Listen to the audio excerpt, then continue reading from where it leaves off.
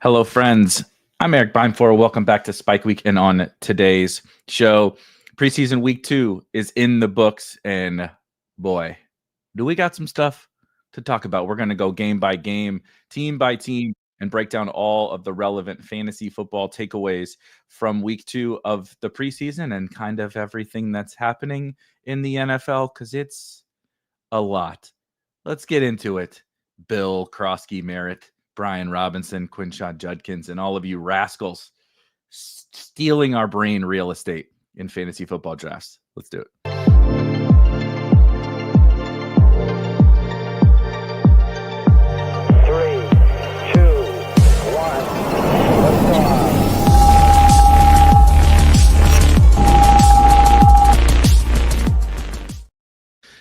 GM Peppertoni is first. Banking, Best Ball, Shuby, Jags, Pack Fan, everyone. We got a doozy. We got a doozy on tap for today. As always, as now during the preseason here on Tuesdays at Spike Week, we walk through all of the most relevant news for fantasy football and, of course, for our best ball drafts. You assuredly are sitting here wondering, what do I do with this Brian Robinson stuff, among many other things that have happened in the last couple of days? I promise you, we will get to it. We will dive deep into the Washington Commanders and what to do with old Wild Bill, croskey-merritt, Brian Robinson, Chris Rodriguez, Austin Eckler, Terry McLaurin is still holding out. We'll get into it. Super quick. First, as you are on your way in, if you could hit that like button, it would be awesome. You guys have been crushing it on these particular news videos, and I greatly appreciate all of the likes and the subscribes and the comments. And speaking of comments, if you've not joined us before now, a reminder that we only got less than 3 weeks, a little more than 2 weeks to draft our best ball teams, and our good friends over at Drafters Fantasy have given me a bunch of free tickets to give away leading into the season. So every Friday on the Friday show, which is another kind of training camp news show, we walk through everything that's happened that week in training camp. At the end of the show, we'll, of course, draft some teams on Friday as well. I'm going to give away 3 free tickets to the Drafters main event as a $20 tournament. So 3 different $20 tickets on Friday to get entered. All you have to do is we'll start it on today's show. If you drop a comment on today, tomorrow, or Thursday's show, I will add you to a fun little wheel. You can enter 1 per show. So, 3 different entries for everybody. And you get a chance to win one of those free tickets on Friday, live on air, but you do not have to be there live on Fridays. So make sure to hit that like button and, of course, drop a comment once we are done with the show. But let's make sure we get into, some of the folks are hoarding the tickets. Pack Fan's got 2 already. Marie, shout out Marie, has got 3, I think. We'll see if we can't, no offense, Pack Fan and Marie, we'll see if we can't spread the love a little bit. GM Versaire, Sizzle, Rick, everyone, Joe. As we get into, we're going to go in reverse chronological order. So we're going to start with last night's game because I think it's the most important one. And it's kind of an interesting, the most impactful games have come somewhat closer to the end of the week in preseason week 2. Everyone is busy with their kids. Normal, well-adjusted people in August are, the kids in my neighborhood have all gone back to school, and we are grinding Commanders preseason games out here in order to figure out where to take Jacory croskey-merritt, and is Brian Robinson ever even worth a pick, etc. in our best ball drafts. We are not the same. We are, I believe the kids say, built different than the rest of the world, and I'm not sure that that's a good thing, but we will find out. All right. Let's get into this Washington thing. We just have to dive in fully to what's going on with the Washington Commanders. Of course, unless you've been living under a rock, you are probably pretty familiar with the fact that Brian Robinson probably not going to be a thing for the Washington Commanders in the 2025 season. So what happened? If you're just catching up, right? You are a normal, well-adjusted person who isn't grinding every piece of fantasy football and NFL news. You maybe aren't totally up to speed.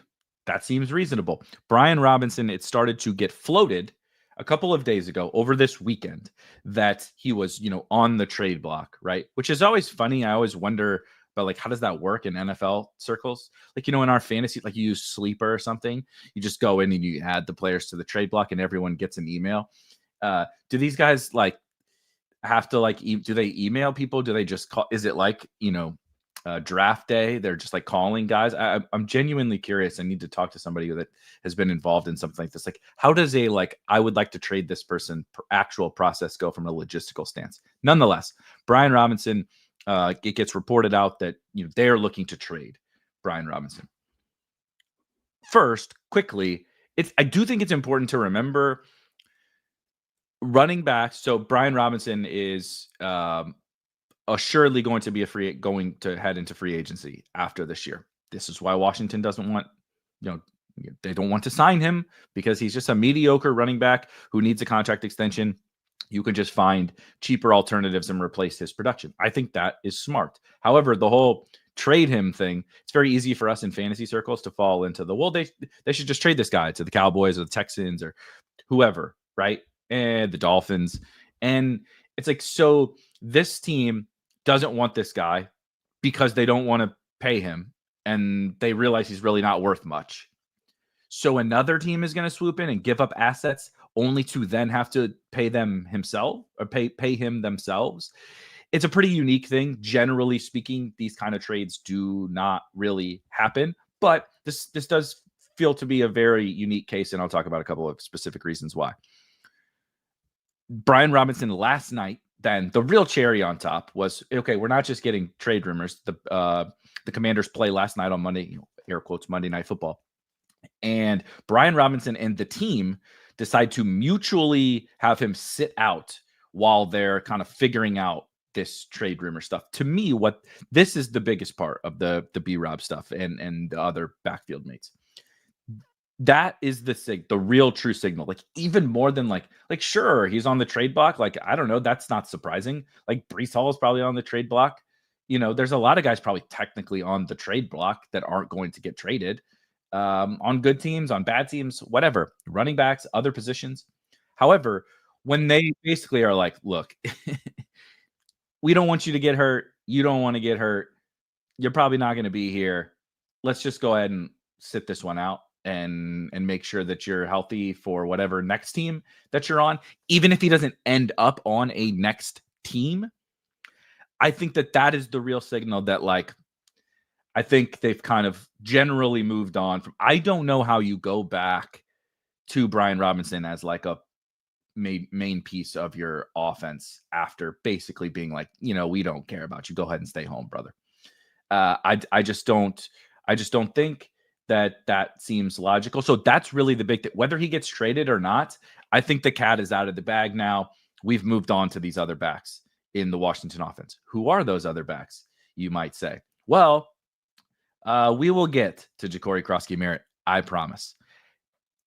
However, it is important to note that in last night's game, when they banished Brian Robinson to the shadow realm at home or in the press box or wherever he was, Chris Rodriguez, 2023 sixth-round pick, who has been on the Commanders for the last 2 seasons. Chris Rodriguez has been on the Commanders the last 2 years. Chris Rodriguez started the game. And in fact, ripped a 40-yarder to like kick off the game. Looked great. Chris Rodriguez, I think, can play. So what is interesting to me is all the hype, and rightfully so, a lot of hype around croskey-merritt. Also, just incredibly cool that he goes by Bill. croskey-merritt is a mouthful. We're going to go by Bill, right? Because he goes by Bill. We're going to call him Bill. Just like Tetaroa McMillan goes by T-Mac, we're going to call him T-Mac. So Bill is getting all of the hype. He's the rookie. He has been getting a ton of hype from the coaches and the team in camp. This is great news for him, undoubtedly. This is zero cold water for me. Last night, in every slow that I was on the clock for, I fired up a bunch of fast to see if I could get croskey-merritt at a still reasonable price.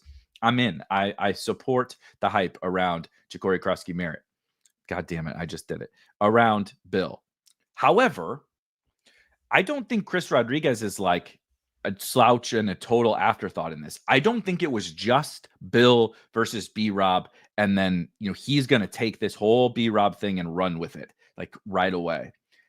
I think we're going to get a committee here, and I think Chris Rodriguez, when they talked about having more explosion in the running game, when they talked about liking what they have from an explosion perspective, these are coach quotes.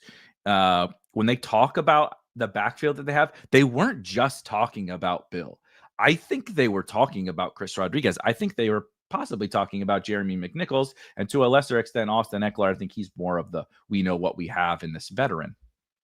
I think Chris Rodriguez is like a real factor in this backfield. Should Bill go higher? Should we be excited for Bill? Yes, all of that stuff. But I just want to make sure that it's known that we don't forget about the guy who actually started the game last night, the guy who was the 7th highest graded rusher on PFF last year in the entire NFL. Granted, 7 games, fairly small sample, but Chris Rodriguez averages nearly 5 yards per carry for his career in 2 seasons. Again, he was a top graded rusher on PFF. He was per yards per carry after contact was one of the best in the entire NFL last year. Like, you can dig into a bunch of these metrics, and Chris Rodriguez looks pretty awesome. And so if you're trying to replace Brian Robinson and you like Jacory Croskey-Merritt, God damn it, and you like Bill, I think having this other guy there too makes you feel like if it was just the rookie, the 7th round rookie who did not play football last year, if it was just that, I'm not sure that they would do this whole BRob thing. They're trying to win football games. They went to the conference championship game last year. They are, despite the fact that Jaden Daniels is their quarterback, really old. This is a very old Washington Commanders roster. And so they're trying to win right now. I don't think they would do this BRob thing if they didn't have faith in not just Bill, but Chris Rodriguez as well, and Austin Ekeler, and probably Jeremy McNichols. However, what happened? Chris Rodriguez starts. He's the early down player. They didn't really have third downs. So I don't know if Ekeler was going to play. Not really that relevant. Chris Rodriguez starts and plays every snap with the starters. The again, air quotes, starters last night. Bill then comes in on the second drive, and of course, then he pops a touchdown himself. And then Rodriguez comes back in for the third drive, and then Bill plays fairly deep into the second half. So they come out for the second half, and Bill is actually playing in the second half. Chris Rodriguez has hit the showers at that point.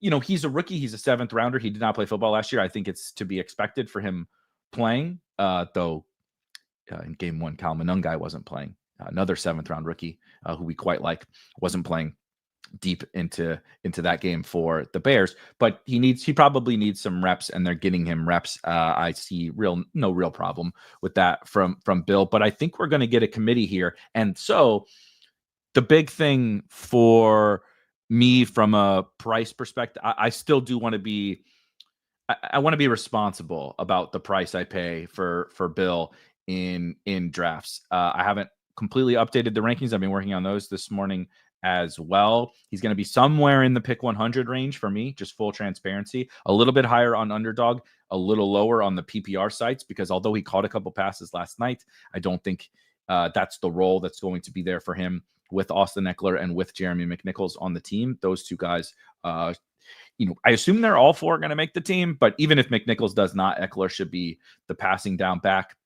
And so I think you can be very excited. And let me find the comments. Artist MJM says, humble brag, in my 2 DK555s got Bill in the 17th round. You should be excited as hell. Just yesterday, quick teaser alert. We're recording a slow draft 555 in here on Spike Week. We've put out 3 mini-sodes as we go through the slow draft, myself, Rob, and Bernie. And we just had the opportunity yesterday to select Bill at a nice price, not 17th round like yours, but still a nice price because we just so happened to be on the clock in a slow. And like I said, I was doing that last night. Get on the clock in a slow, hammer me some Bill in these drafts. I think he's a great pick. And if you're still on the clock in some slows, or you happen to get in a room where he doesn't go exceptionally high, but as of this morning, the hype is pretty crazy for this guy. And so it appears maybe the buying window for me from the price I'd be willing to pay for him might be closed or closing. But I think the door might be opening for Chris Rodriguez buying window, or if you like Austin Eckler buying window. At the absolute worst now, if we just assume we remove Brian Robinson from the conversation, at the absolute worst now, what you have for both Bill and Chris Rodriguez is some form of contingent value, probably a committee to start, which how valuable is that? It's unclear. But then you also have contingent value. We're drafting other guys for contingent value on good offenses or bad offenses. I've drafted Kendre Miller this year for like a probable committee and contingent value on the Saints, who are going to suck. So I think that these guys have some very real value, and I just wanted to make it known, like kind of how this situation broke out, how I'm thinking about it. Where does Chris Rodriguez play into this? How do we think about Bill from a price perspective? House is in motion. What should the new price be for BRob? This, however, my friend, is the single most difficult part of all this. Amongst many difficult parts, I honestly have no idea. I'm burying BRob, but I'm not sure that that's right.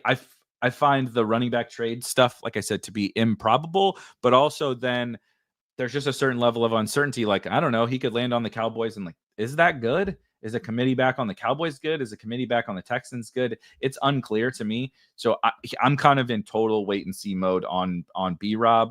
I'm always generally a bit cautious on those guys. Though you could certainly convince me. I'm sure you can make a very strong bull case for why he should be a target if he is going to get traded. All right, let's move on from some of the running back stuff. Of course, if you have some questions, Jack, the Bills team cannot be stopped. That is true. Sizzle, what if BRob goes to the Bears? That I think that seems like one of the probably logical places that would definitely make sense. Sizzle, I hate that I missed out on all the value of Bill. I did also.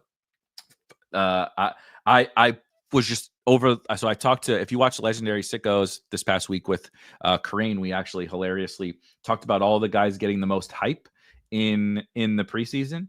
And interestingly, Bill made that list, and I had not really been drafting him. The way he was shooting up boards was making me uncomfortable relative to some other late round running backs and relative to his profile.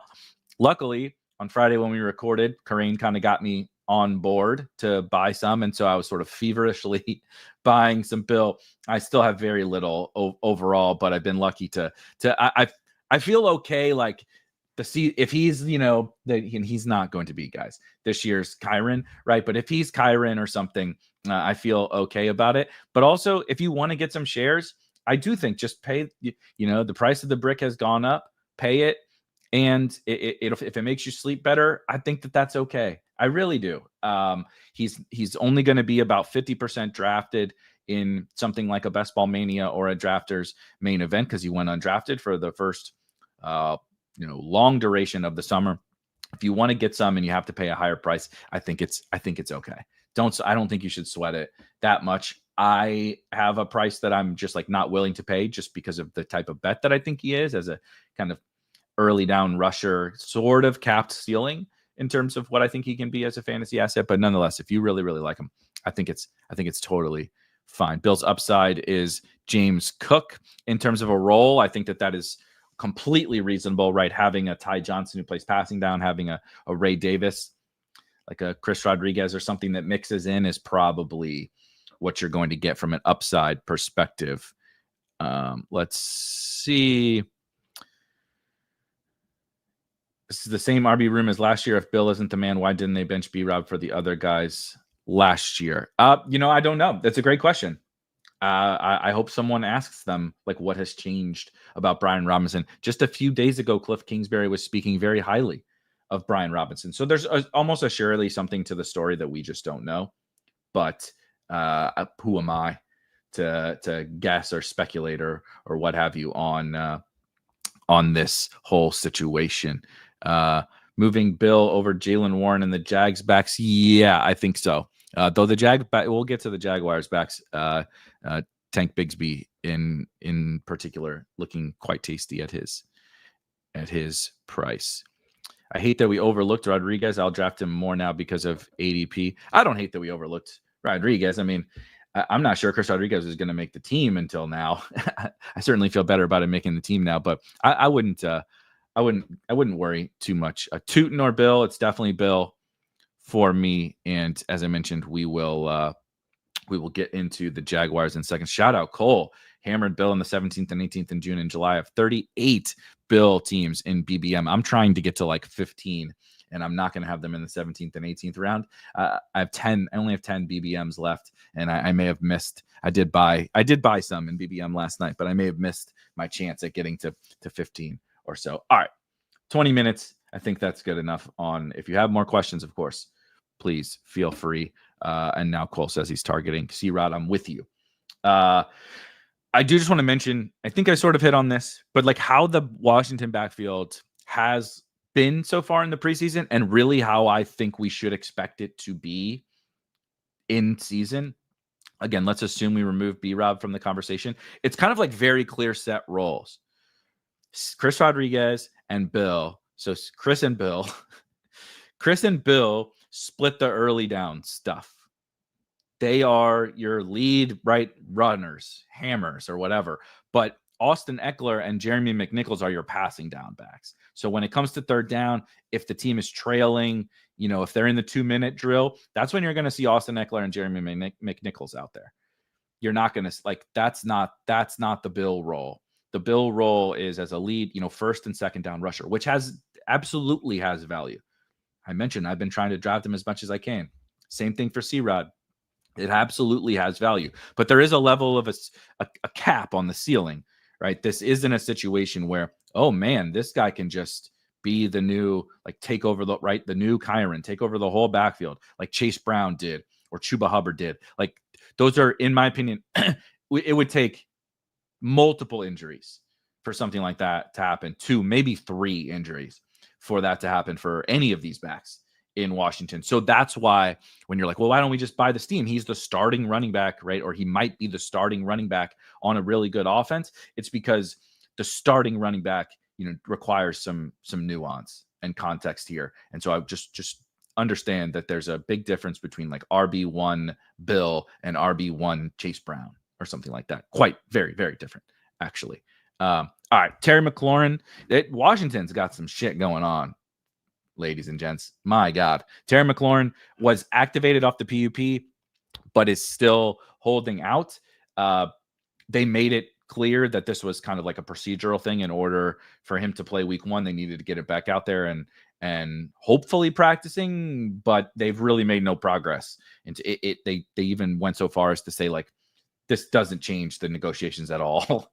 It's just like they need to do this because they play a football game in a couple of weeks. So if he's going to be ready for that, and who knows if he is, we don't have any updates on the Terry McLaurin contract negotiations. The other thing we don't have an update about in Washington, Noah Brown, if you recall, got hurt that seemed fairly serious, but we weren't sure back in minicamp, like multiple months ago in June.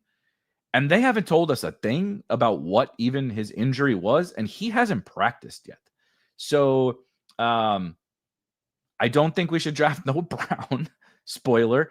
And the starters, of course, Terry McLaurin did not play in this game last night. The starters at wide receiver were Deebo Samuel and Luke McCaffrey in two wide receiver sets. The third wide receiver was rookie Jalen Lane.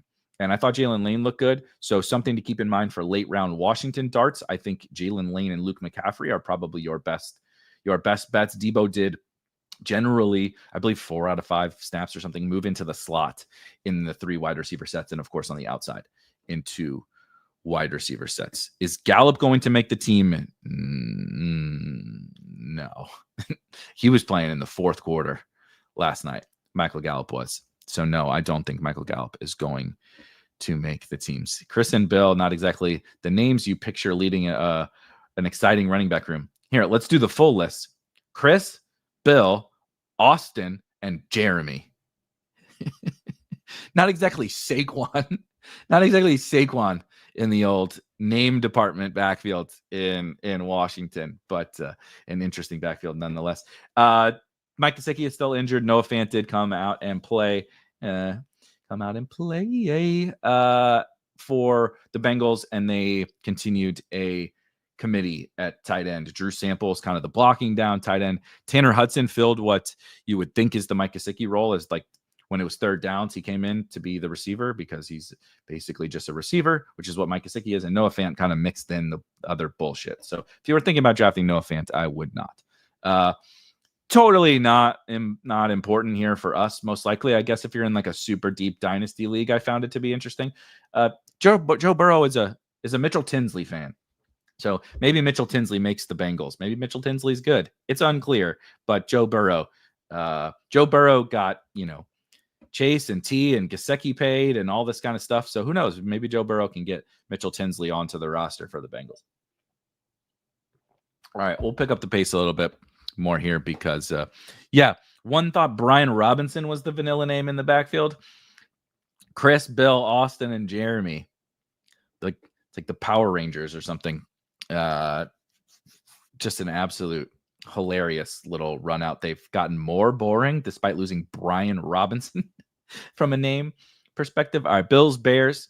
Most notable thing for sure, Luther Burden not running with the ones, though it was still a very bullish performance for Luther Burden. Olamide Zaccheaus starts in the slot for the Bears. That was, I think, to be expected given all the camp reports we've gotten as him running as the starter, and Luther Burden kind of being slow, right? He missed a lot of the summer. And then Ben Johnson is a total hardo on his rookies. And so Luther Burden working with the twos. But well-spoken token. Moving forward, so Jacory Croskey-Merritt goes by Bill. That's what he goes by in real life. And Jacory Croskey-Merritt is about the biggest mouthful name you can possibly have. Like Brandon Manu Maliuna, you remember that one? Michael O'o Manawanui, right? Albert Okui Bunam, you remember some of those? Like he's in that name. Maybe those are more difficult to pronounce, but it's big of a mouthful as those other guys. All tight ends. Did you notice that? All the Hawaiian like fun names were all tight ends. But so we're calling him Bill because it's far easier to type Bill and say Bill than Jacory Croskey-Merritt. But for future reference, that is what he goes by. But Luther Burden did a couple things that I think are super notable and I'm very excited about. First of all, Ryan Poles, Greg Olsen dropped a little nugget on the broadcast that Ryan Poles thinks that Luther Burden is going to be like long-term their best wide receiver, better than Rome Odunze, better than DJ Moore. That's just whatever GM speculation, but I thought it was interesting nonetheless. And Greg Olsen is the man. So we trust in Greg Olsen.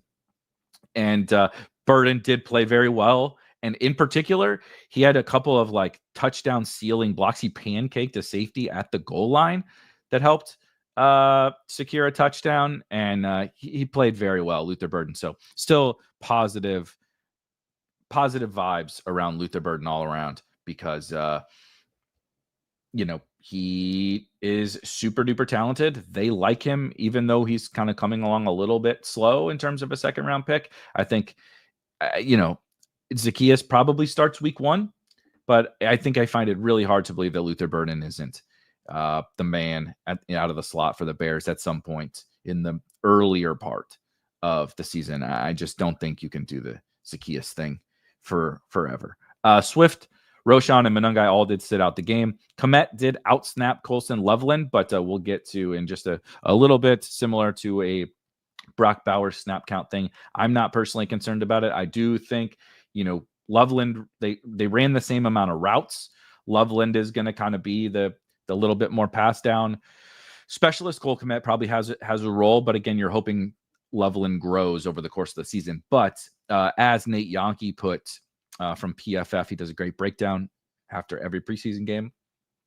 The probability that Colston Loveland is just the new Sam Laporta playing every single snap from week 1 of his rookie season seems unlikely given what we've seen from Cole Kmet so far. And I will just say Caleb Williams looked great, like decisive, quick, accurate.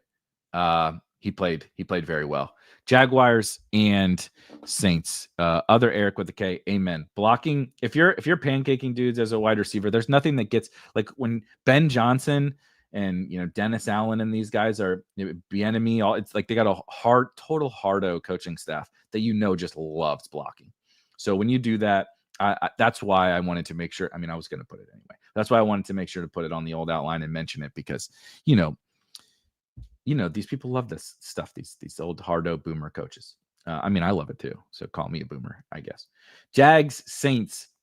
So last week, Travis Etienne got the start at running back for the Jaguars, and au contraire, mon frère, Travis Etienne moves to what I think I think this is more indicative. I'm biased. You could say maybe you think week 1 is more indicative of this. Travis Etienne did not start the game. Tank Bigsby starts at running back and plays kind of similar to what we talked about with Chris Rodriguez and Bill, like as kind of the early down running hammer. Travis Etienne as the third down back and like mixing in a little bit with some other stuff. It's generally kind of a 50-50 split between Tank Bigsby and Travis Etienne. None of the other backs, not Tootin, not LaQuint Allen, none of those guys played with the starters. It was just Tank and Etienne. Doesn't mean Tootin can't ever get there. Doesn't mean LaQuint Allen can't ever get there. And maybe both of those guys are the future. I don't know. But the present, as it stands right now, I think it's Tank Bigsby on early downs and Travis Etienne on passing downs. Tank was running some routes, though third downs specifically were Travis Etienne. Nothing like mega crazy from the Saints, but I thought Olave and Shaheed both got targeted heavily. They manufactured some stuff like some short to intermediate targets that weren't necessarily things that happened in New Orleans before. It was awfully difficult on Olave and Shaheed to get the football, and Kellen Moore might be changing that. So a little bit positive vibes around Olave and Shaheed. Cedric Wilson was the slot receiver in 3 wide receiver sets. However, Mason Tipton had another really strong performance. They seem to really like him, as they should. He continues to play well, though he's been playing on the outside, not in the slot.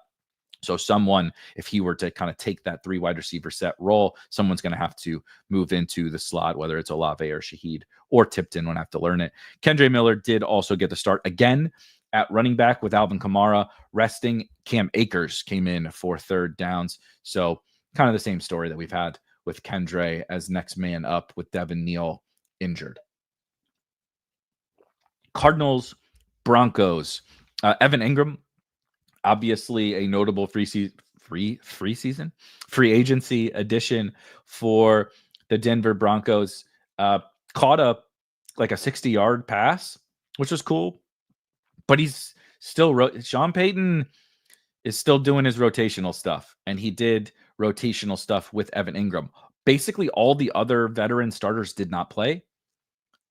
Sutton, Vele, Mims, those guys did not play. J.K. Dobbins, Harvey, Franklin, and Bryant all did play, as did Evan Ingram. So maybe it's just getting him up to speed, similar to the Bill stuff where, he just needs to get some reps in the new system. But it is a little bit concerning given the cost of Evan Ingram in drafts, around pick 100, that he's still kind of not playing all the snaps on a team that's like probably going to have a good defense and has a bunch of other weapons at wide receiver. Of course, has 2 running backs as weapons.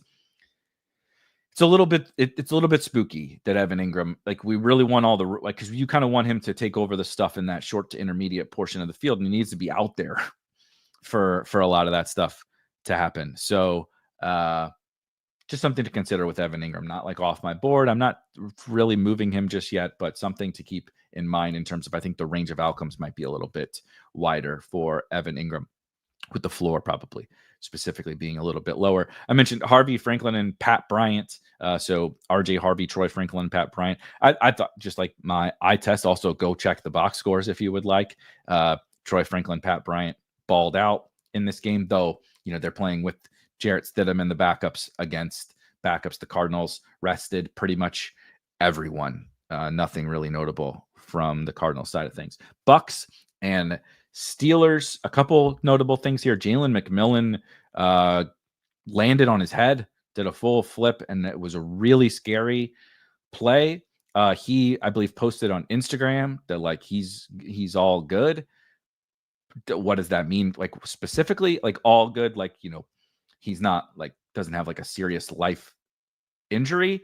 But does that mean he's going to be back quickly? That remains unclear with Jalen McMillan. Interesting little nugget. Again, shout out Nate Yonke for the snap counts and the alignments. He's charting all of these games to help us get this information. Obviously, Chris Godwin still working his way back from injury. Speculation from some Bucs, from a Bucs beat reporter that he won't, that he'll start the season on the PUP. But something that's pretty interesting, it could absolutely be nothing. And look, some of this stuff is absolutely nothing. We're working with preseason data and small samples.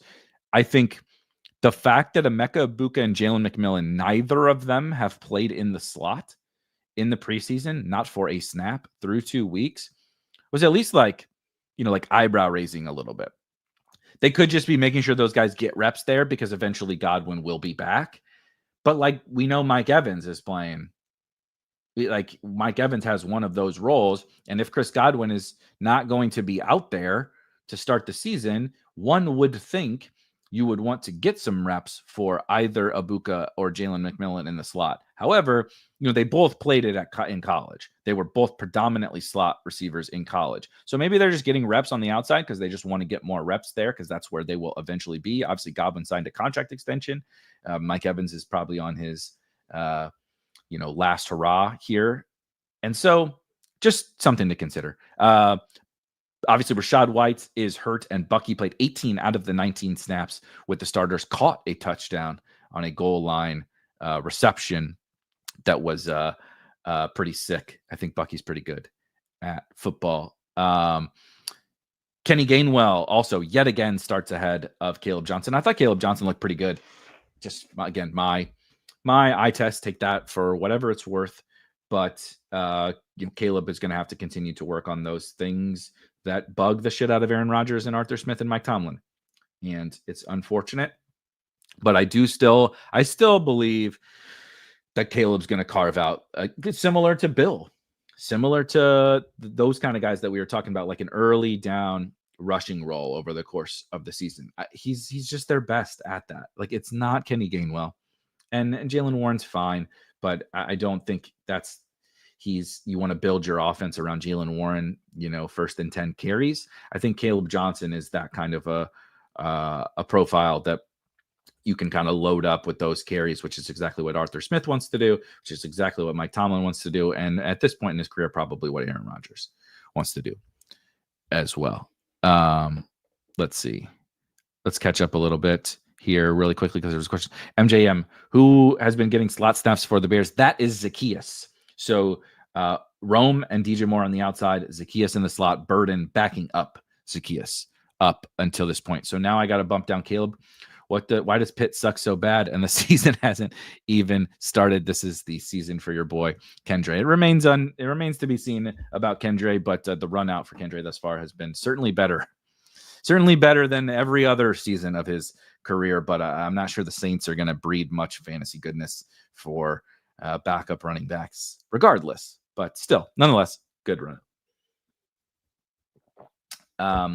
Just notable, Calvin Austin's been out for a couple weeks and is still out. So if Roman Wilson can continue to take the bull by the horns, should probably be able to get that second starting wide receiver spot if he plays well, right? Jets, Giants. If you watched our show last night on the worst picks in fantasy last night with myself and Rob, you saw Rob pick out Breece Hall. And I do think that is pretty much the case at this current price for Breece. I think he really needs to fall quite a bit. And it's just fairly simple. The Jets have told us since May, like immediately after the draft is over, Aaron Glenn was talking up all three backs. Every step of the way, all they've done is talk about all three backs. Braylon Allen has been the star of camp. Isaiah Davis in preseason week 1 was the passing down back. In this game, Braylon Allen was the passing down back over Breece. Now, he and Breece split work. Breece got plenty of work. It's not that Breece is never going to get the ball. Of course he is. It's that we're playing 4th round prices, previously 3rd round prices for a guy who's like an early down split committee back with Isaiah Davis or someone else playing on 3rd downs. Is he even going to get the goal line work, given the fact that Braylon Allen is the archetypical Braylon. There's a combination. Brayline, the Brayline back in New York. I kind of like it. He's a monster, right? He's a big old son bitch there in Braylon Allen, who should probably get the goal line work. It's very difficult to see Brees without some injuries really coming through with the Jets. Not that this matters, but if you're really deep in your bag and looking for a wide receiver 3 on the New York Jets, which I don't know why the hell you would be looking for that, Tyler Johnson was the wide receiver 3 in this game because Allen Lazard did not play, and they are competing for the wide receiver 3 spot. Also, if you still you kept a light on for Jalen Hyatt, I think it might be time to go ahead and turn the light off. Bo Collins started to take some of his snaps, and then, of course, Bo Collins had a good game this week. Wandale, if you remember last week when we did the breakdown, it was kind of like another one of like, let's keep an eye on this type situation with Wandale Robinson. He moved outside and played some snaps on the outside in preseason week 1, and he went right back. He went right back to same old Wandale, which is fine. Wandale is good at being Wandale in the slot, playing only in 3 wide receiver sets, but that's what they went back to this week. Doesn't mean he'll never move back outside, but unfortunately, it would have been cool, I think, if we saw like, he did it again. Like, man, back-to-back weeks, they played him outside a little bit. They threw him the ball down the field. I think it would have been like, okay, now we need to take note. But since it kind of only happened for a couple snaps in one game, I'm not going to worry about it too much. Chargers, Rams, a shout out to Shuby. Jalen McMillan severely sprained neck and will not be ready for week 1. Rick says 3 weeks to 3 months timeline for Jalen McMillan.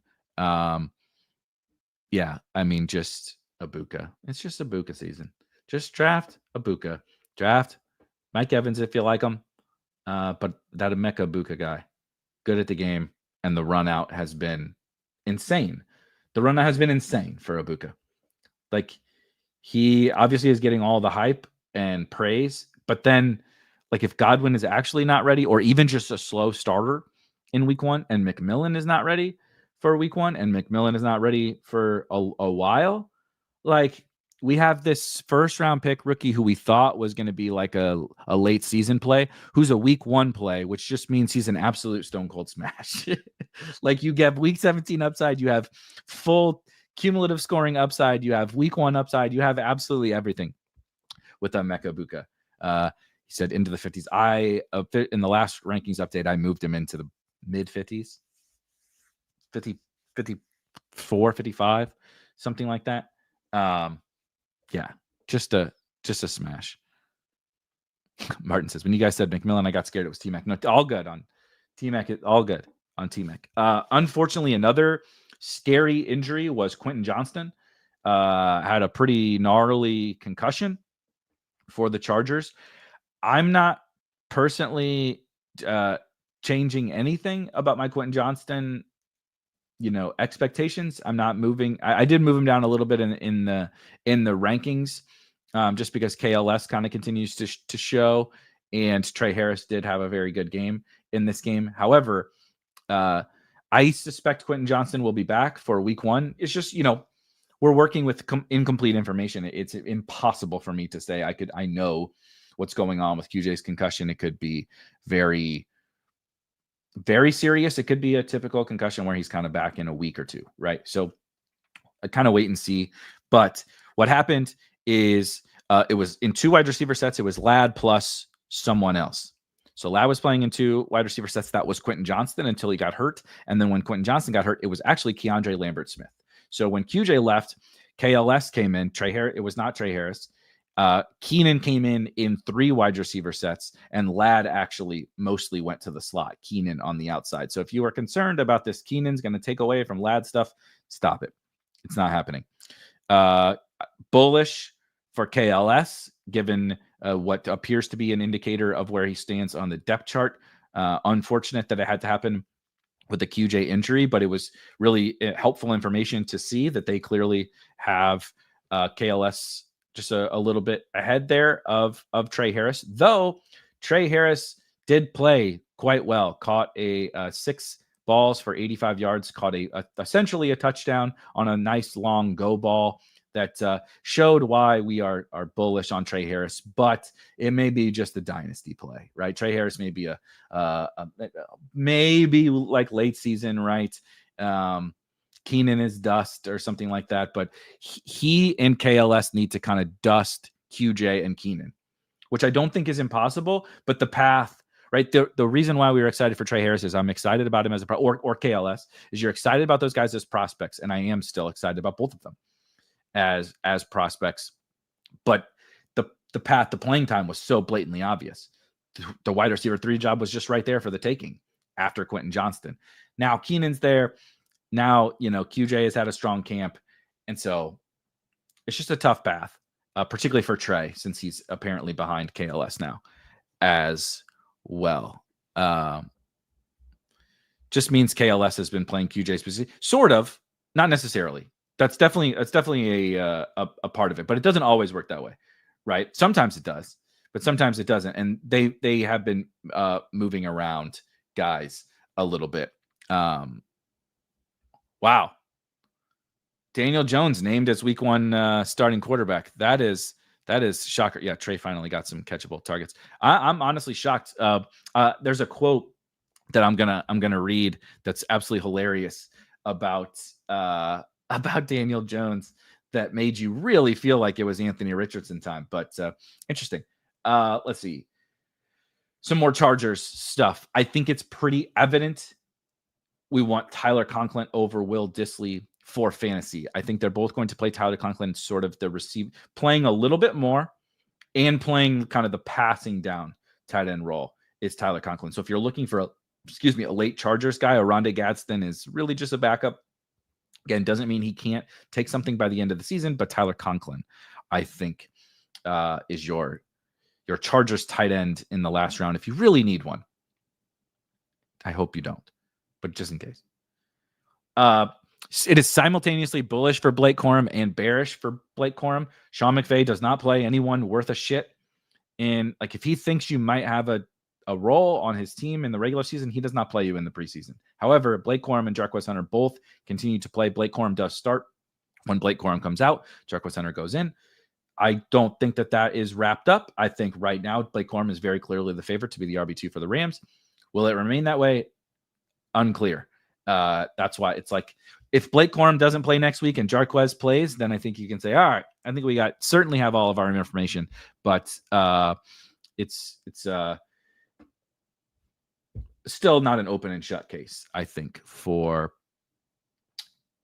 the Rams. Kamani Vidal has been the RB3. If you're looking, again, super deep, sometimes the late rounds do start to dry up, right? We'll lose croskey-merritt. We'll probably lose Chris Rodriguez back there. We lose some guys in the last round of drafts as information comes out during this preseason cycle. And if you need new guys, if Najee does end up never playing, Kamani Vidal can be the backup to Amarian Hampton. Matthew Stafford has returned to practice, by the way. McVay kind of said he looked good, but he continues to use we're being cautious. We're taking it day by day. All that kind of stuff.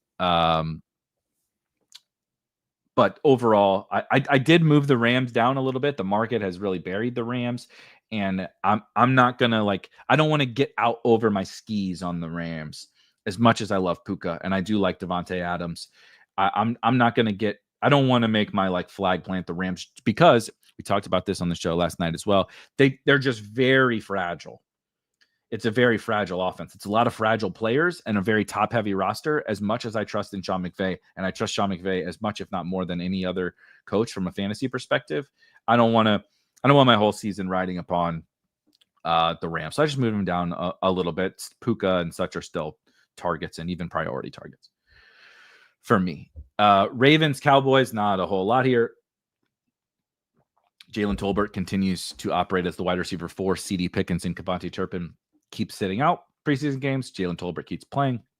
Javonte Williams did not play in this game. Miles Sanders did play in this game. Remains to be seen what is the Jaden Blue situation because he continues to be out with an injury. And if you're really getting deep into your bag for Ravens wide receivers or you want to fade DeAndre Hopkins or something like that, Tylan Wallace appears to be the wide receiver 4 for the Ravens. 49ers and Raiders. Speaking of, the Loveland thing and the tight end snap count stuff, Brock Bowers, notably, was like a part-time player with the first team offense in their 2 drives the other day. And Michael Mayer played 10 snaps to Bowers 7. They both ran 4 routes. And fantasy Twitter, oh no, aren't you worried about Brock Bowers? He didn't play every snap in the preseason game. They're gonna keep Brock Bowers on the sideline so they can play Michael Mayer and Trey Tucker more, guys. I mean, yes, Brock Bowers is not going to play every single snap. He's not the world's best blocker and all that kind of stuff, but color me unworried about Brock Bowers not like playing time. This isn't Dalton Kincaid. This is a superstar. He's already a superstar. I will wave the white flag and hold up my L as proudly as can be if Brock Bowers is running 50% of the routes for the Raiders. I just don't see that. I just don't see that. Yeah, the Jakobi Meyers ceiling. This is true. The Jakobi Meyers fan club didn't like the fact that Rob and I called him a bad pick last night on our show. And but this would be the actual real ceiling case. Jakobi Meyers is a pretty good pick if Brock Bowers ain't out there. So maybe we need to take I did add Michael Mayer to the rankings, by the way. So I'm not saying that Michael Mayer is like completely nothing, but I just don't think that we should be worried about Brock Bowers. Raheem Mostert continues to be the running back 2 behind Ashton Jeanty. Jack Besh continues to be behind Trey Tucker and, of course, Dante Thornton. Jack Besh only playing with the backups. Obviously, the 49ers, everyone under the sun is hurt for the San Francisco 49ers. Ricky Pearsall did play in this game with Purdy and co. and ran 7 routes, drawing 4 targets, caught 3 balls. If you didn't get in at Ricky Pearsall before, the price of that brick has also gone up, similar to Abuka, similar to Bill, etc. Jawan, Ayuk, and Cowing did not play in this game. I love every time somebody says you could do worse and cites some sites last year. That's how you know. That's how you know. Jacoby had some good games last year. Yeah, the Raiders were one of the leaders in the entire NFL in passing volume. So if we regress down their everybody thinks they're going to be better. So we need to regress down their passing volume. They also added weapons, right? So if they're going to throw less and they're going to throw more to other guys, what happened last year for all of their individual players is probably not that likely to happen again. And if Brock Bowers is the superstar that we think he is, he's probably going to continue to demand more targets. They also operate in the same part of the field, Jakobi Meyers and Brock Bowers do, as does the Ashton Jeanty. Who are you going to give the ball to more often? Brock Bowers, Ashton Jeanty, or Jakobi Meyers, if you could pick amongst those guys? I understand it. I have non-zero Jakobi Meyers. There are times where it fits, but let's not just look at last year for Jakobi Meyers, because I could also point to other previous years where he did not have 27% spike weeks. He did not catch that many balls. He did not catch that many touchdowns. So ebbs and flows of the historical stuff. I'm just trying to look ahead to what I think the Raiders will be this year, and that's just okay for Jakobi Meyers, and he goes in like the 6th round, which is a little bit rich for me. Mayer can still get 50 targets in a generational. I agree. I had Bowers not even in the top, or Bowers. I had Bowers not in the top 250. I had Michael Mayer not even in the top 250 before this weekend, and I'm in as like I drafted him once over the course of this weekend. Once I've won loan, I believe, in the DK Millie. So I have a crisp, clean $20 bill on Michael Mayer in this best ball season. Look at me, really putting my what's on the table. But I think he's draftable. I'm not drafting him before Harold Fannin in the last round, but I think speaking of, you could do worse. You could do worse in the last round, like of a 20th round draft for your tight end. There you go. Love it. Get the spell correct out. Get the auto correct out there. Jacoby was a good pick. You could spell his name correctly. I agree. It's like if Eric was a good tout, people would spell his name correctly, and they don't. So you know what that means. Browns, Eagles. Speaking of quarterbacks being named Week 1 starter, the Browns have named officially Joe Flacco Week 1 starting quarterback. I think we all, maybe. I know there's a big Shador fan club out there. Dillon Gabriel did play quite well. So like, it's so funny. Dillon Gabriel played pretty much just as well. I know he threw one bad interception, but I thought Dillon Gabriel looked just as crisp, if not more so, than Shedeur. Nobody gave a shit because Dillon Gabriel headlines don't quite hit on social media like Shedeur ones do. But nonetheless, I think we all kind of expected Joe Flacco to be the starting quarterback for the Browns at least week 1. Will that be the case in week 12? Who knows? We'll see. But I think Joe Flacco is very good for some of these other guys. We'll do the Quinshon Judkins thing last. Most notably, that I thought that was the most relevant thing. So in week 2, Dylan Sampson and Harold Fannin did not play. They were healthy scratches from the Cleveland Browns preseason game, with a note from, I'm going to screw it up. I forget who the beat says. Basically, like, the Browns are resting all of their guys that are like a core part of their week 1. Like, they expect to have they're either starters. I believe the verbiage was they are either starters or expected to have large roles in the regular season. And 2 of those players who sat out were Harold Fannin and Dylan Sampson. And so I also think with Joe Flacco officially being named quarterback, that's very good for all of these guys. Not that Joe Flacco is, Patrick Mahomes, but we've seen kind of what he can do for the fantasy goodness of the weapons that do surround him. So with that being said, another reason why Dylan Sampson, I think the stuff around Judkins and Sampson, like Sampson started to fall again, and I just been straight Pac-Man gobbling up Dylan Sampson stuff because Greg asks, is Ford dead? No. Jerome Ford did not play either.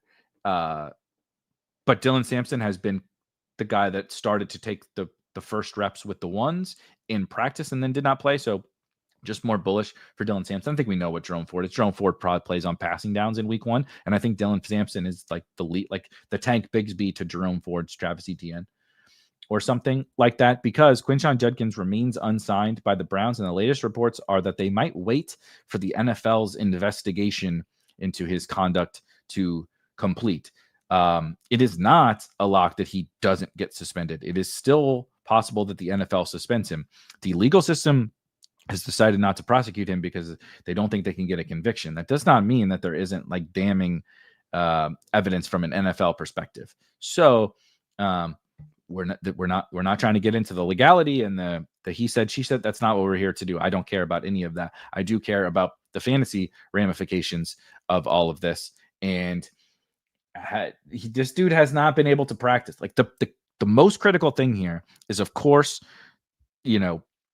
is he ever going to sign? I would assume so. And is he going to get suspended?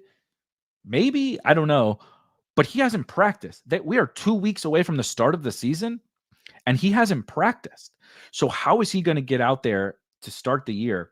And this isn't like, oh, he's a trusted veteran, right? This isn't Terry McLaurin, where like, look, once Terry comes back, Terry knows the offense. Terry's a 30-year-old veteran. He's going to come out there and he's going to beat Terry, right? He just needs to get in shape or whatever. Was Quinshon Judkins even better than Dylan Sampson to begin with? I don't know. I think Dylan Sampson has a massive leg up. If a rookie misses this much of training camp, it is a huge deal. It's a huge deal. And so I've buried Judkins in the ranks, and I think Dylan Sampson is just like the starting running back for the Browns in week 1, right? I'd like co-starter with Jerome Ford, whatever you want to call it. And I'm taking the Dylan Sampson value while not everyone. While the market seems to be like, oh, well, Judkins isn't going to go to jail. So it's all good. Let's take Judkins and let Sampson plummet again. I'm thinking about this the exact opposite way. I think Sampson is a buy. Greg thinks Ford is it. So I mean, Chuba is definitely better than Ford. And there was no Dylan Sampson. The reason why Chuba did the Chuba thing is because they didn't have it. It was Chuba versus Miles Sanders is why Chuba went full Chuba. Because Jonathan Brooks came back and they tried to start working him in and he tore his ACL again. This is like, if Chuba had Dylan Sampson, Chuba probably wouldn't have done that. So I think Jerome Ford is going to play. Like I said, I'd probably call them co-starters in week 1, maybe for the whole year. Is Judkins ever going to be able to get back? I don't know. I really don't know, but a situation to consider. Talking about practice. Judkins disaster eliminator pick. Yeah, I mean, if you drafted Quinshon Judkins in the eliminator, I don't know what you're doing. On the Eagles side, just super quickly, Will Shipley sat this game. So Will Shipley worked ahead of A.J. Dillon before. And when they both played this week, they just went ahead and sat Will Shipley, and A.J. Dillon continued to play. So I think any concerns of A.J. Dillon being ahead of Will Shipley have been eluded. The Eagles also did trade for John Mechie. So I don't suspect he's going to like walk right in to the wide receiver 3 job, but he does have, he's been a slot receiver, and not sure that's Jahan Dotson's best place to play. And so who knows, Jahan Dotson hasn't exactly been shining for the last couple of seasons in the NFL. And I keep like a small candle on for John Mechie. Like, I don't see why he couldn't eventually take that job out of the slot. Let's see. Eddie says, I agree with the Samson take. Everyone is like, they signed Bond and he has trouble, so they will sign Judkins, but the contract doesn't compare to a second round picks money. Yeah. I don't think the Isaiah Bond thing has anything to do with Quinshon Judkins. And the latest news that we have is that they're not in any rush. They're not in any rush to finalize this Quinshon Judkins thing. So Patriots, Vikings, we just got a few more games here, and then we'll pop on over into a Ball Mania draft after this and see if we can't capitalize on some of this news and see where old Bill goes in the draft. Patriots, Vikings, Ramondre did not play. He's banged up. And Antonio Gibson actually got the start, much to the, oh no, it's over for TreVeyon. And then TreVeyon did TreVeyon things. He played all the third downs. He mixed in on early downs. And of course, he scored a rushing touchdown. It's just TreVeyon season, man. He's also rising. It's unfortunate, but I don't care. He's a baller.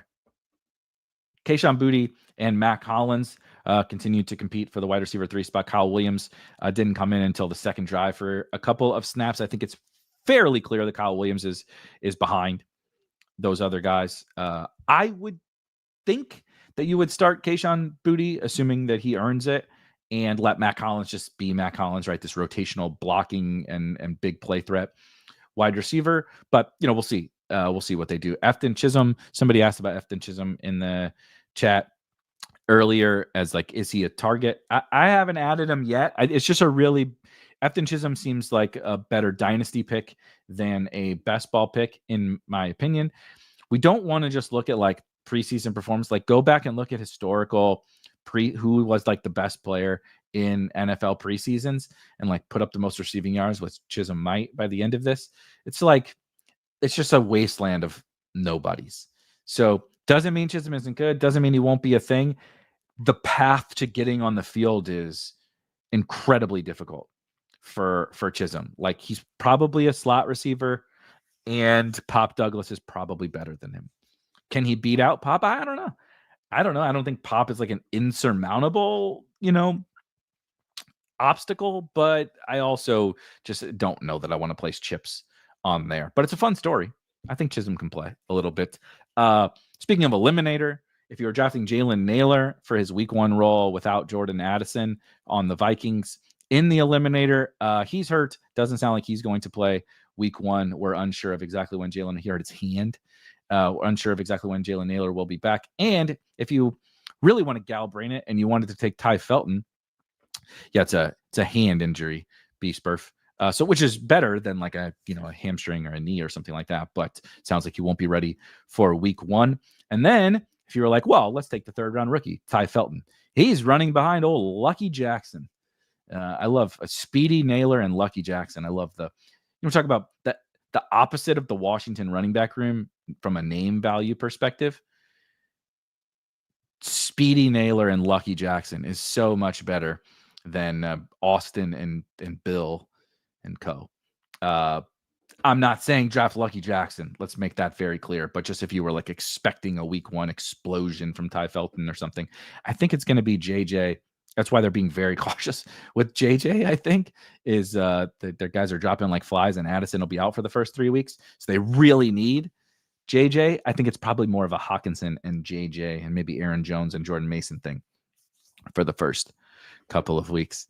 Come on, tell us to draft Lucky Jackson, says Benny. Drew says, I still think the skill of Judkins wins out. Skill issue with Sampson. I don't see it. Oh, I think Sampson rocks. Sampson was the player of the year in the SEC, the offensive player of the year in the SEC. Quinshon Judkins once played in the SEC and transferred out. I'm not a big Judkins. I think we talked about this on multiple other shows, so I apologize for repeating myself, but I'm not a huge Judkins believer, and I do like Sampson. So let's see. Greg says, for everyone Chisholm highlight, there are 3 for Pop. The media team isn't hyping. That makes sense. Shout out my guy Hodge, about to take Bill at the 1-2 turn. That might be where we have to take him. Jacory, croskey-merritt, or Christian McCaffrey is soon to be the decision in drafts based on, like, people are reporting. I'm sorry, I know we're going back on this, but it's the news of the day, right? Like, this dude's going in like the 60s of some people's drafts. Somebody reported in the Spike Week Discord, which of course there's a link in the description.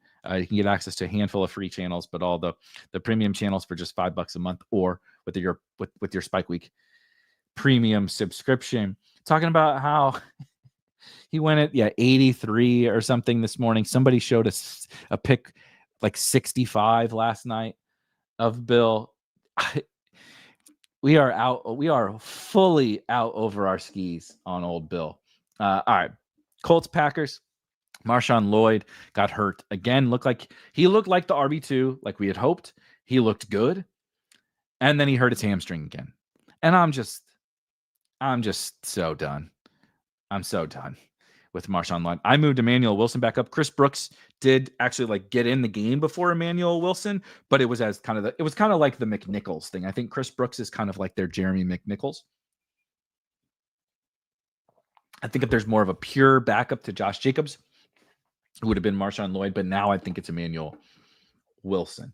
Another running back injury in this game, Tyler Goodson competing with DJ Giddens for running back 2 behind Jonathan Taylor. Tyler Goodson suffers what appears to be a fairly serious elbow injury. I haven't looked up latest reports, but doesn't sound great for Tyler Goodson, which DJ Giddens was probably the RB2 as it stood anyway, but now I think you can comfortably move DJ Giddens up. I did in the rankings. Josh Downs, I don't have an update on him from a severity perspective, but he hurt his hamstring on Thursday. I think it was Thursday in practice. So just something to keep an eye out. We know how tricky hamstrings can be. And as I took these notes yesterday, very close to a quarterback decision in Indy, and they weren't lying. They were very close. And the decision is Daniel Jones is a starter. I'm quite surprised by that, but what can you do? RIP to those Anthony Richardson shares, though I would not consider them done yet because I have watched Daniel Jones play football with my own 2 eyes for the last several seasons. And I'm not holding out a lot of hope for that. Yeah. Hit hamstring is cooked. What happened to Jawar Jordan? Damian Pierce came back. What happened to Jawar? Damian Pierce came back. So Mixon is still out. Damian Pierce missed their preseason game, and Chubb got the start at running back. Some people look, how a player looks is always in the eye of the beholder. I think people trying to say that like Nick Chubb looked good in that game are reaching. I think Nick Chubb didn't look disastrous. I think he ran straight ahead, which is fine. But like, in no way did he look like, oh, that's Nick Chubb. Like that, if you didn't tell me that was Nick Chubb, I wouldn't have known. I would have said, oh, that's just some backup, right? It's fine. Does he get the first snap week 1? I don't know. Him and Damian Pierce are competing for that spot. I would rather place my chips on Damian Pierce because I think there's a potential that he's actually good and has some juice. Woody Marks, a little bit spooky for Woody Marks. Dare Ogunbowale was getting in the game before him. Again, you never know. Does Woody take over eventually? Whatever. But Dare is an annoying little nuisance of a running back in some of these backfields where the team just trusts these assholes and whatever. But maybe the most notable thing to me, if Damian Pierce had played, maybe we get a little bit more information out of that backfield. Jaden Higgins was not playing with the starters. Nico, Christian Kirk, and Xavier Hutchinson were the 3 wide receiver set. So that doesn't mean it's over. It doesn't mean Hutchinson's a starter with week 1. But thus far, Jaden Higgins has been operating as the backup to Nico Collins, as someone else was mentioning with Trey Harris backing up Ladd.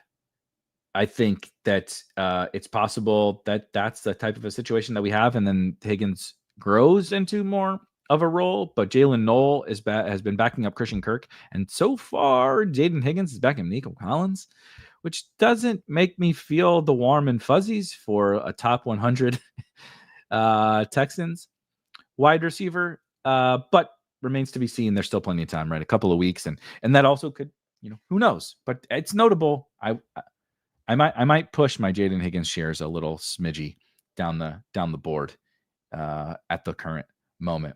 If you've been drafting Dalton Schultz because he's a full-time tight end, even though he's super boring, I would stop.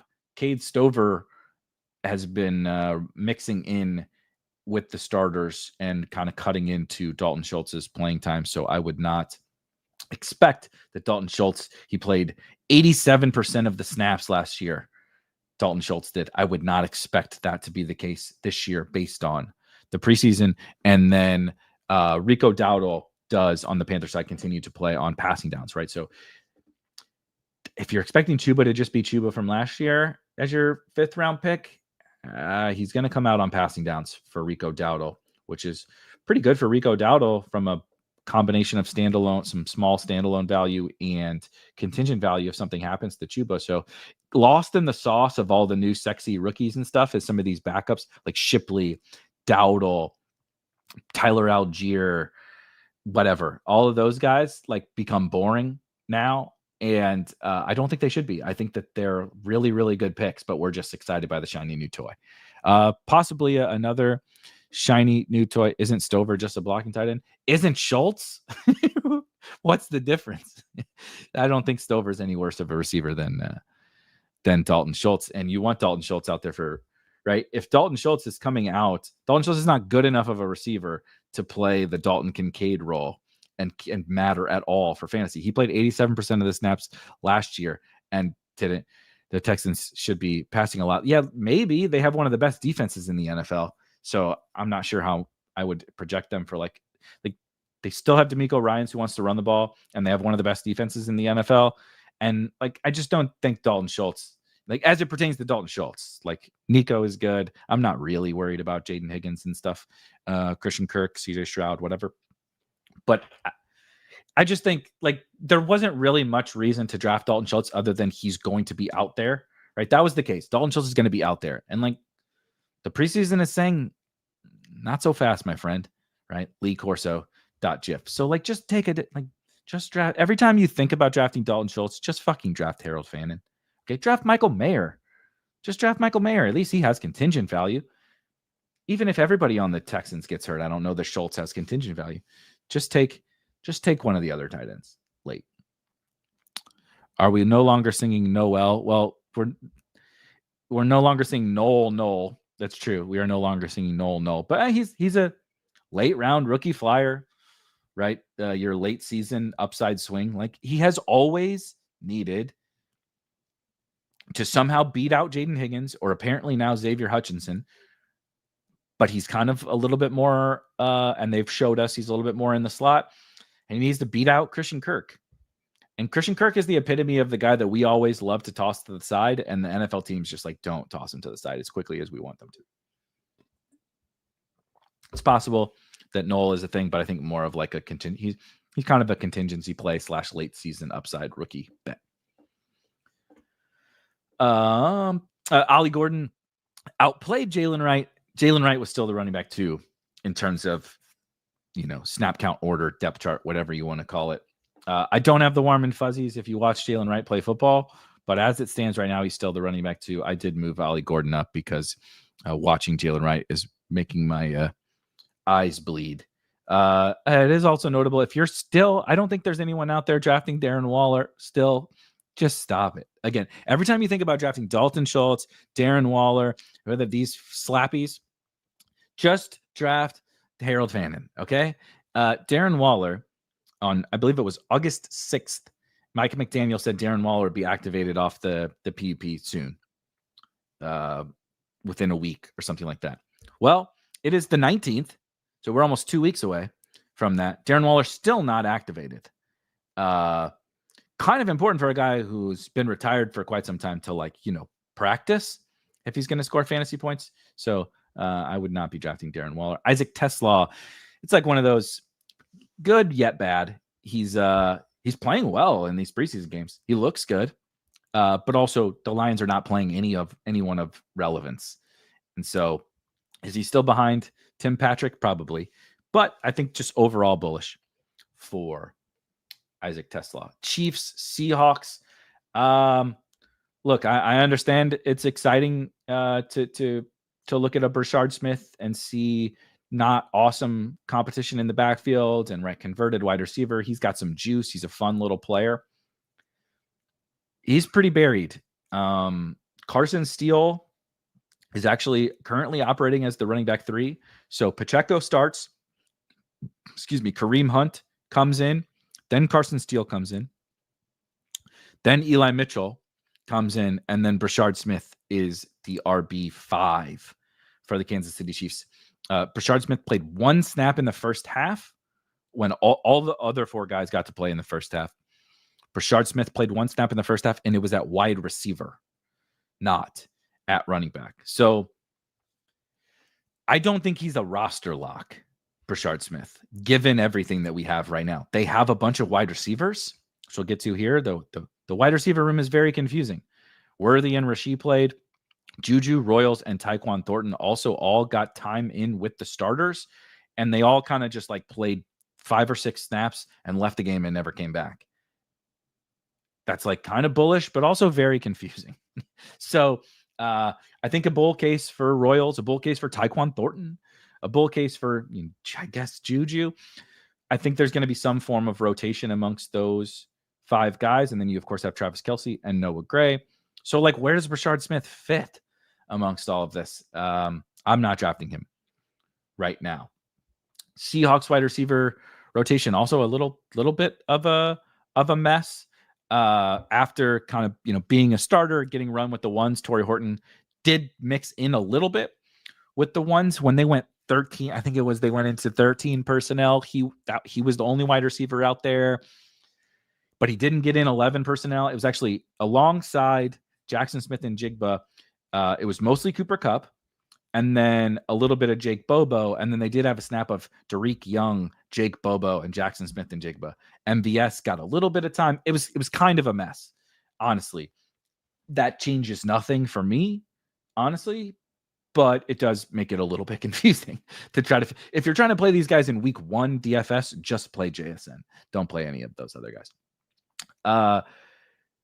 Their tight end room, also notably hilarious split. Elijah Arroyo, of course, can grow into a larger role, I think, amongst this tight end room, but he's kind of like a downfield receiving option at tight end, and that's how he's being used. AJ Barner has kind of been the starter. Eric Saubert is kind of like the blocking tight end, and Elijah Arroyo is kind of like their change of pace or whatever tight end. Doesn't mean nothing. He's very cheap and at least a rookie, right? So if I'm deciding between Dalton Schultz, Darren Waller, Noah Fant, and Elijah Arroyo, I'm definitely picking Elijah Arroyo. But am I picking Elijah Arroyo over Harold Fannin or Mason Taylor or Jatavian Sanders? I'm not. Over Chigakonkwo, I'm not. And speaking of Chigakonkwo, I didn't write this one down, but continued to he played 7 of 8 snaps, I believe it was, with or 7 of 8 routes. Anyway, basically played was a full-time tight end yet again. Notable because Chig has historically rotated a little bit at the tight end position. And so far in the preseason, even though Gunnar Helm has popped a little, with the starters, it has been Chig Okonkwo. Ridley and Lockett did not play in this game, and the 3 wide receiver set was Alec Iomanner, Van Jefferson, and Chimere DK. Iomanner, I think Iomanner is going to dust. I think Iomanner is going to dust a Van Jefferson, personally. He might dust Tyler Lockett, too. I was already like into Io Manor, and I'm more like as Torrey Horton and stuff has moved up.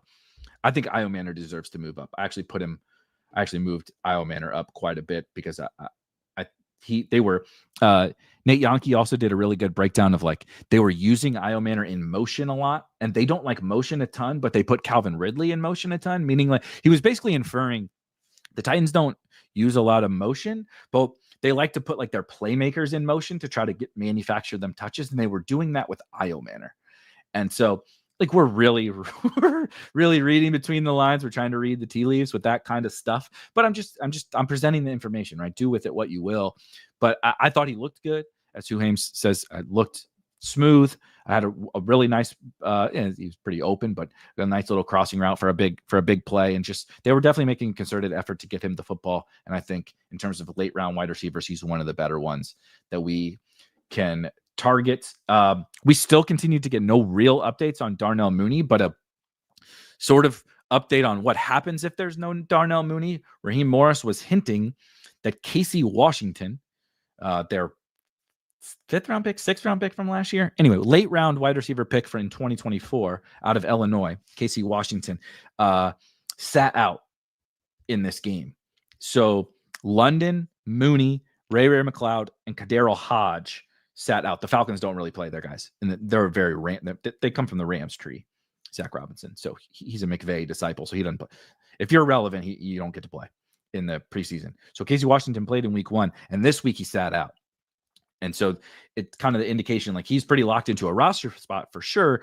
But Raheem Morris was kind of hinting like, oh, if Mooney isn't around, Casey Washington like might step into that role. So again, like nothing like super major, where a couple weeks of Casey Washington, but just something to think about, right? Like sometimes you get backed into these late round picks. You have Michael Penix and whatever, and Mooney, and you're like, I could use another Falcon. I could use the week 1 role, something. There's just a lot of different ways for some of these types of situations to matter in our drafts. It's never fun when the name Casey Washington comes up and it matters, but nonetheless, it is something to consider. So that wraps us up for our preseason week 2 breakdown. I'm going to hop into a draft now, but really quickly before we hop into this draft, a reminder. Hey, please, if you're watching and you could hit that thumbs up, even if you're on your app, you got the chat open, just hit the X button and hit the thumbs up really quickly for me. That would be awesome. If you're not subscribed to the channel, I would greatly appreciate if you hit the subscribe button. And on Friday, if you want to come back for another news recap, if you thank you, Pepper Tony, in the chat. I appreciate you. Hit the like button. If you want to come back for another recap where it won't just be the preseason games, we'll dive into everything that has happened in training camp, right? So what's going on in practices, how are depth charts shaking up, what are the beat reporters seeing, what are the coaches talking about, right? Coach speak and all that kind of stuff. We do that on Friday mornings. And afterwards, of course, we draft some best ball teams, but I'm going to give away 3 free tickets to the Drafters main event. All you have to do to get entered after the show, comment on the video. I'll grab your username and enter you into a giveaway for those free tickets. You do not have to be, yes, love it, Drew, click it or ticket. You do not have to be here on Friday live to win the free tickets. But let's hop into a BBM draft. Now, as I mentioned, I believe I'm down to 10. Yeah, I got 10 left here. We'll see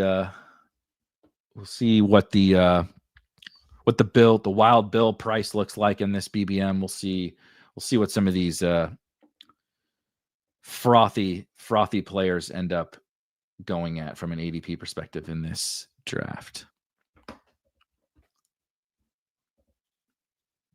Benny says he's looking forward to the Io Manor Travis Hunter rematch twice, baby.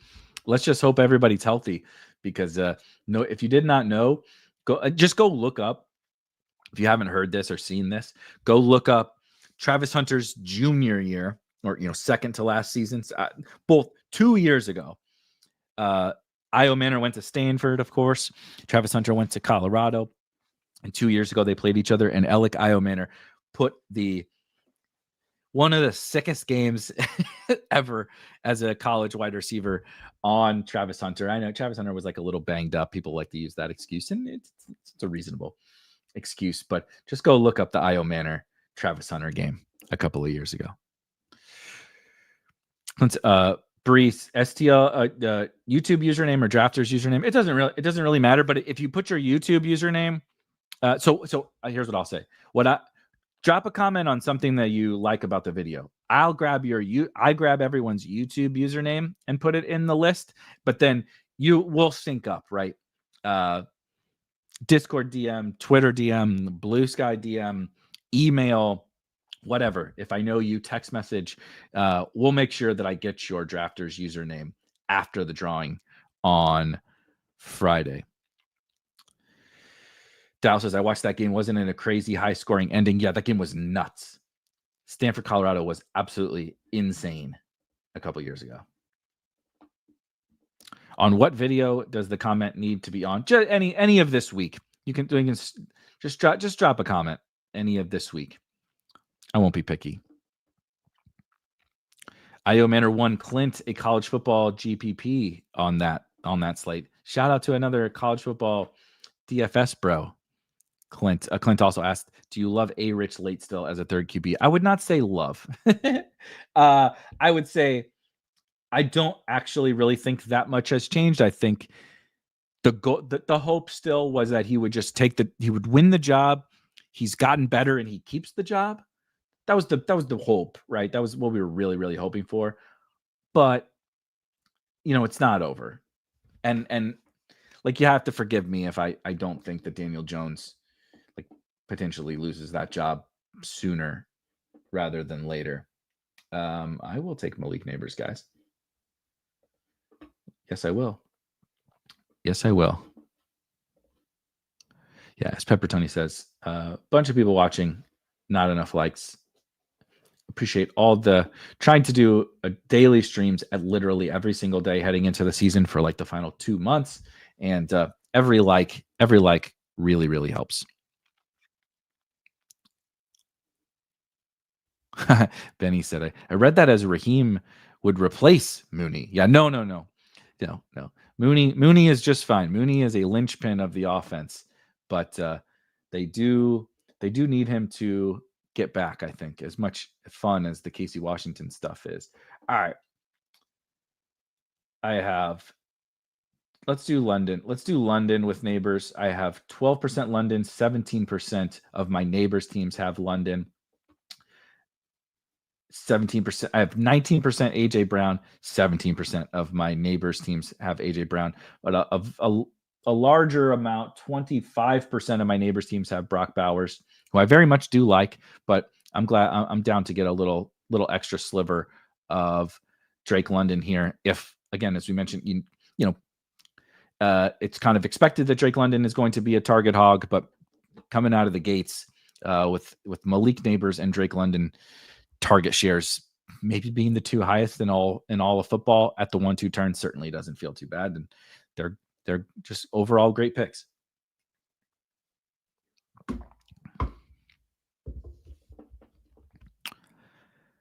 Let's see.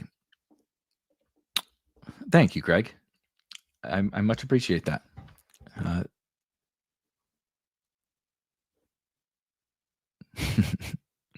Other than Bill, do you wish you would have got value on a player?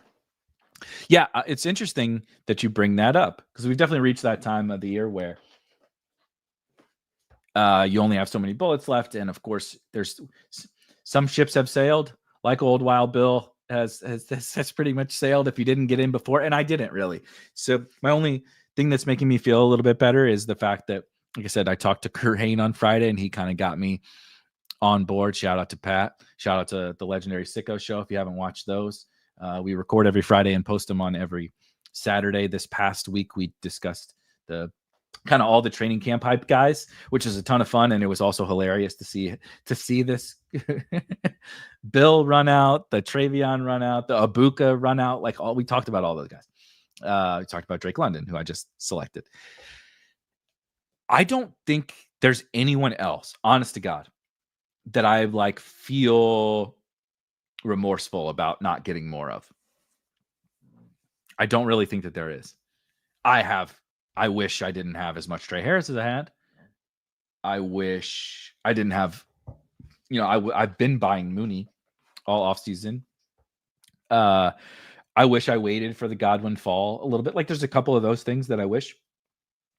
But in terms of guys I wish I had like piled on more of that I don't have, it really is just Bill. I wasn't taking him. I wasn't particularly interested. I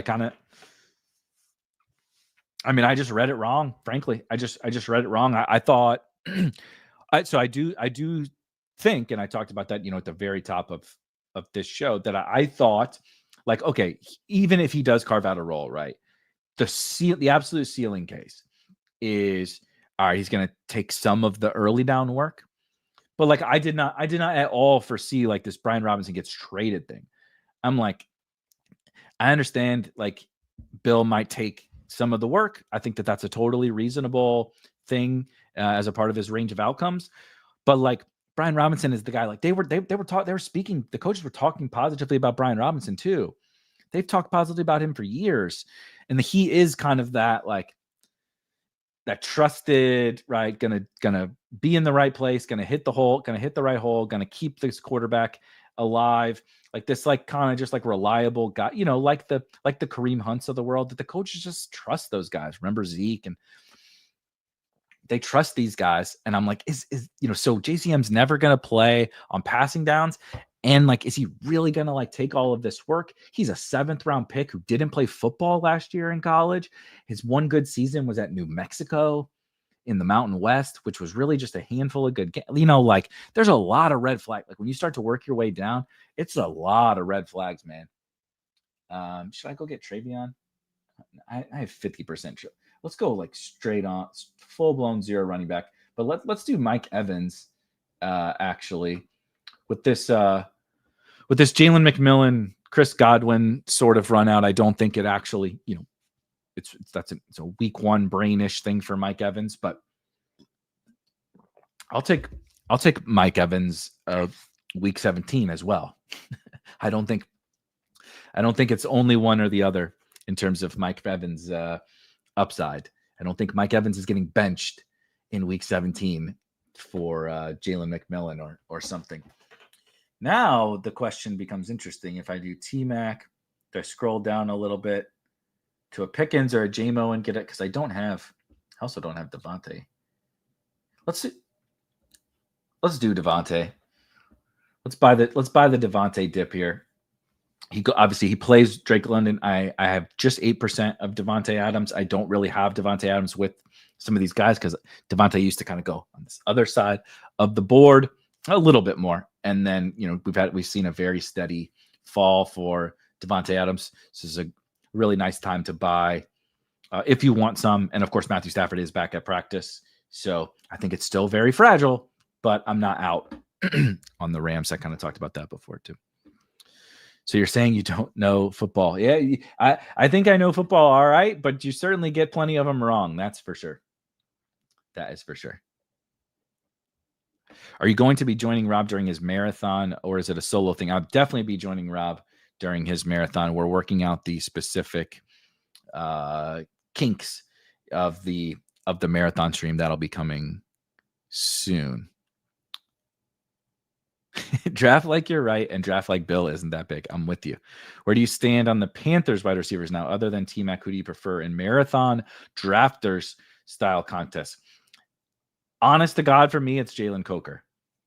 He missed the week. He missed that. I didn't touch on it. He missed the week 2 preseason game, but it's just an illness. I think he might just be better than Xavier Legette. And he's in the last round. You can get Jalen Coker in the last round. So I do still like the Panthers. I mean, obviously T-Mac is my guy. That's my number 1 Panthers target. I would rank them T-Mac, Panthers overall targets. T-Mac, Dowdle, Coker, Jatavian Sanders, like excluding Bryce because quarterback always is a little bit different. That's how I'd rank them. Then Legette,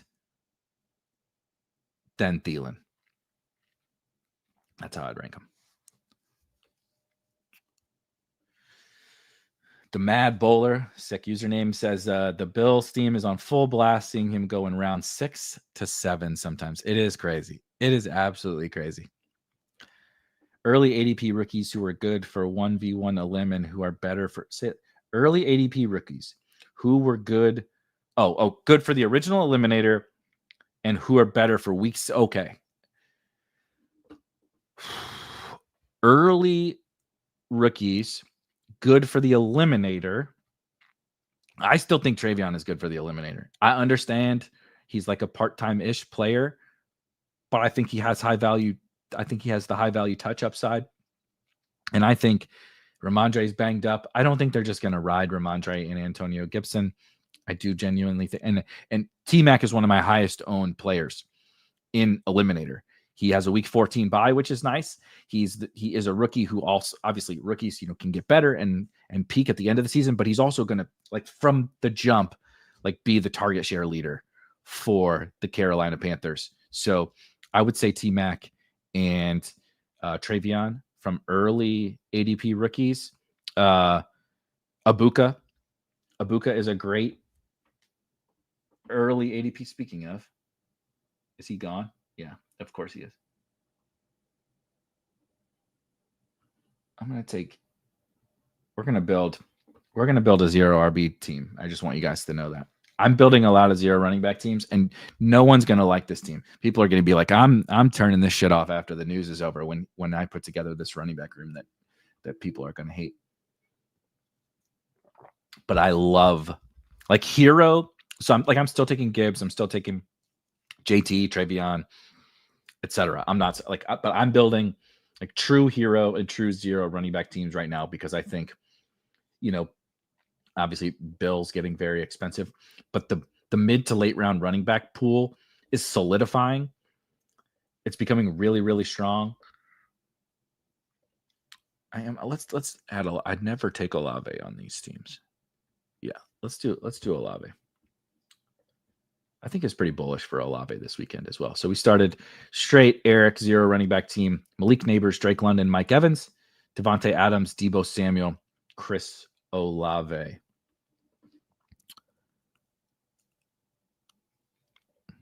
Cokehead's coming back like it's the 80s if Tet starts having issues. Yeah, just a hamstring for T-Mac. It doesn't sound serious. Never really want to hear hamstring injuries, but nonetheless. Clint says, I wish I would have clicked Keenan. Yeah, I don't really care about not having Keenan Allen, though I understand why someone would say this. Obviously, huge rise, and he does sign in an appealing spot, but I don't really. I'm not worried about it. Those Trey Harris bags feel like an anchor. I'm with you, brother. Not as good of a run out as it's been for like TreVeyon and Abuka and Pearsall. Like, we got nice big bags of those guys and Keaton and whatever. Like, you can't win them all. And the Trey Harris run out has not been very good. So we just sit back and hope that we can get anything out of Trey Harris at this point.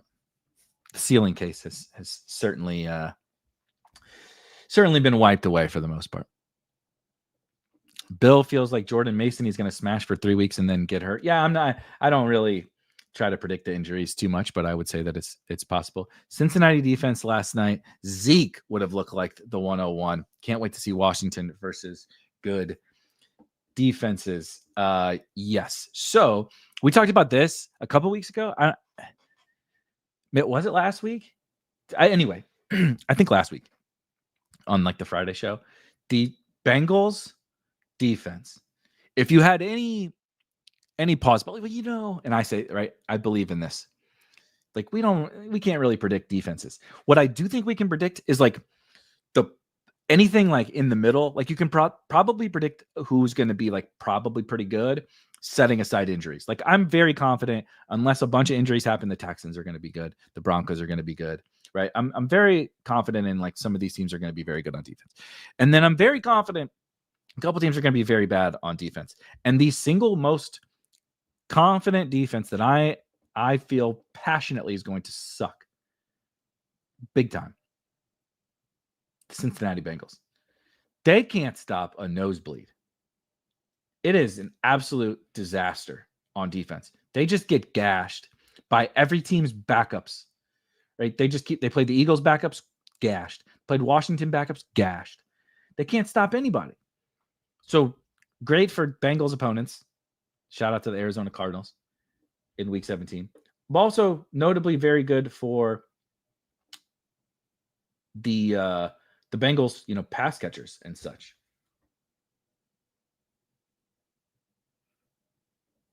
I'm just going to take Baker right now. I know it's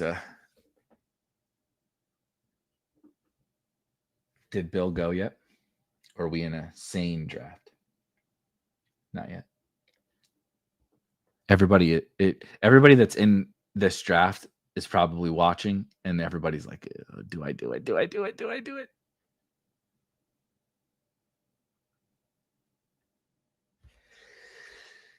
Oh, do I do Godwin?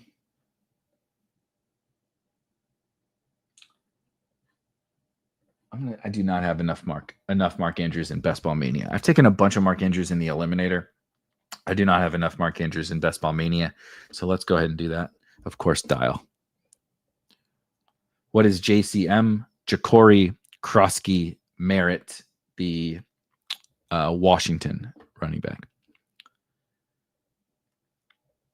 Who is JCM? Yep. Jacory Croskey-Merritt, a.k.a. Bill. If you hear us say Bill, we're talking about Jacory Croskey-Merritt here of the Washington. Why is JCM? How is JCM? What is JCM?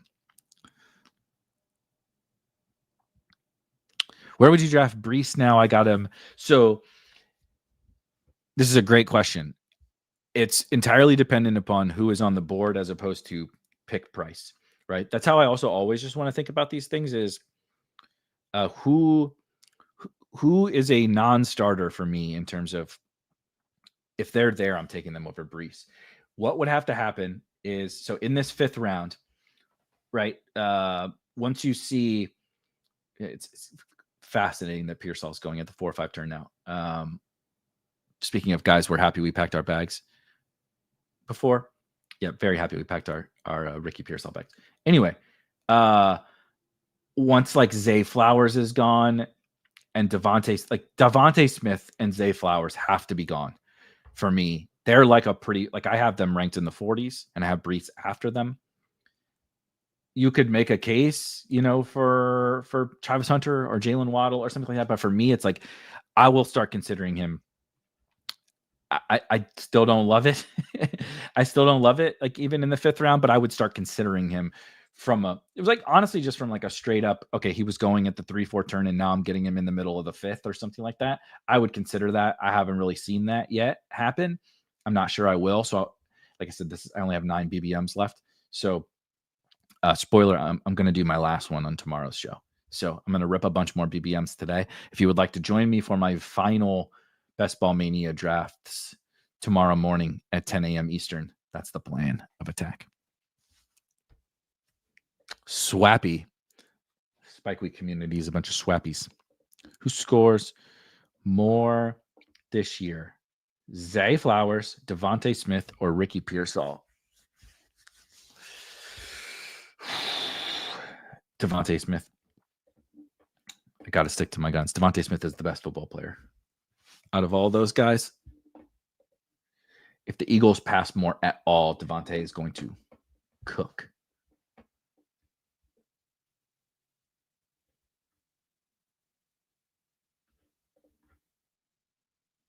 Oh, boy. I just want to put somebody in the queue so I don't screw this up, huh?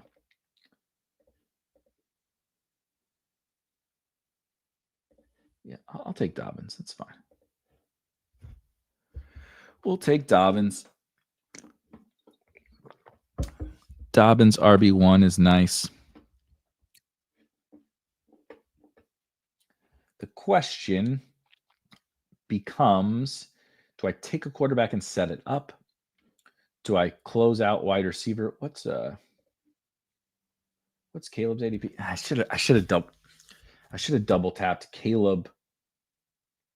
I should have double tapped Caleb plus Burden here, I think. God bless, this Mooney dip is gonna be the fucking death of me. I'm gonna do it. I'm gonna set up Michael Penix though. Dobbins and Mooney at the 9-10 turn, obviously setting up the Michael Penix stack, buying the dip on Darnell Mooney. I don't understand why Smith goes after Pickens, honestly. Yeah, I have them ranked like right next to each other. I do think there's just a level to George Pickett. Like, as much as I love the Eagles passing game, it's one of my flag plants of this season. I think it's very unlikely that they pass as few times as they did last year. Just like, even if like we separate football analysis from it, like just like straight math, regression, all that kind of stuff. Like, you just, no one throws that few times back-to-back seasons. It just doesn't really happen that way in football. So I think that it's almost a lock that they're going to pass more. If they pass significantly more, yeah, I think Devontae almost assuredly should go ahead of George Pickens. The difference is like the Cowboys are just like a lock to pass. Like, as long as Dak is healthy, they like that defense. Speaking of bad defenses, especially if they don't get something done with Micah Parsons, I suspect they'll get something done with Micah Parsons. But if they do not get something done with Micah Parsons, holy shit, the Cowboys defense is in a lot of trouble, and they are going to they're going to have to pass, which is very good for George Pickens.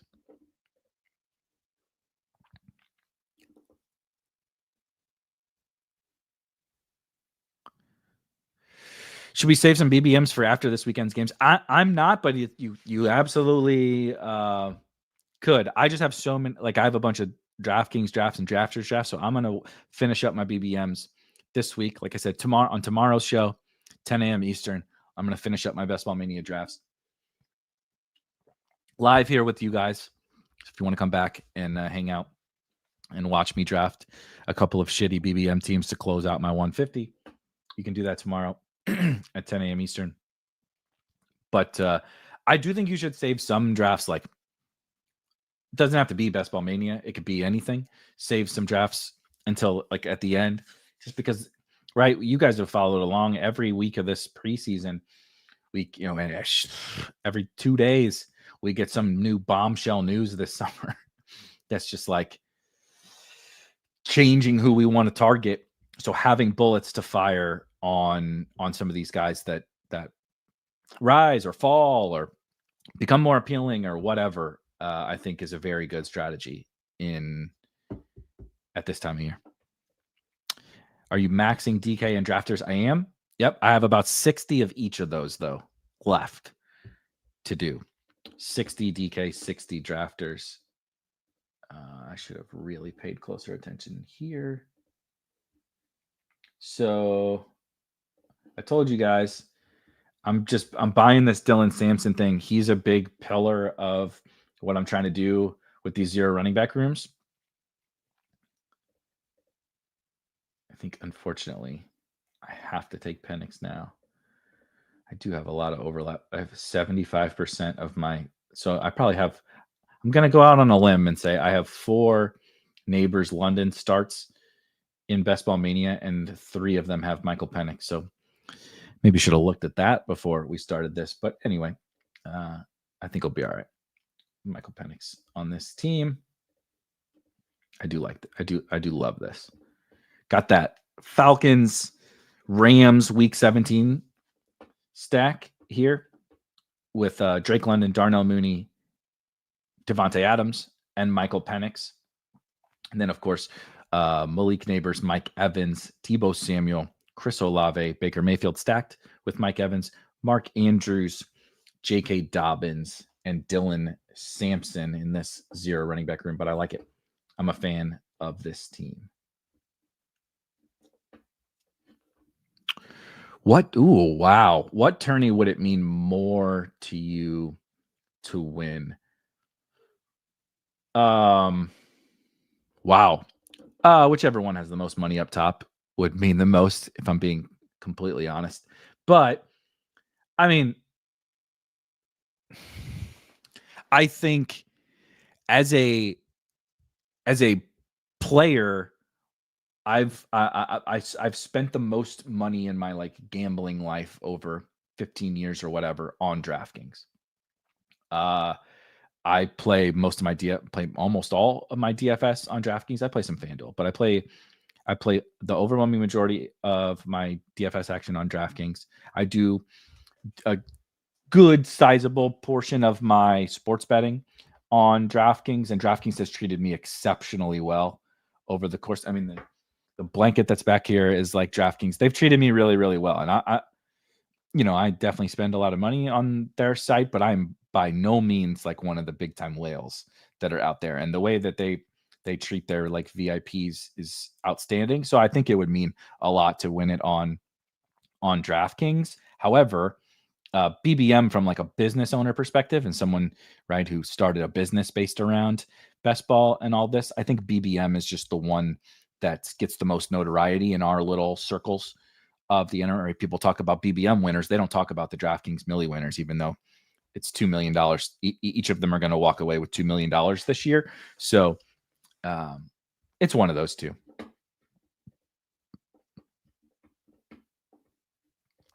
They changed Cameron Ward back to Cam. Dude, they got to stop updating the names. It drives me absolutely nuts. I know it really drives Hacker nuts, our CTO. The name stuff is just insane.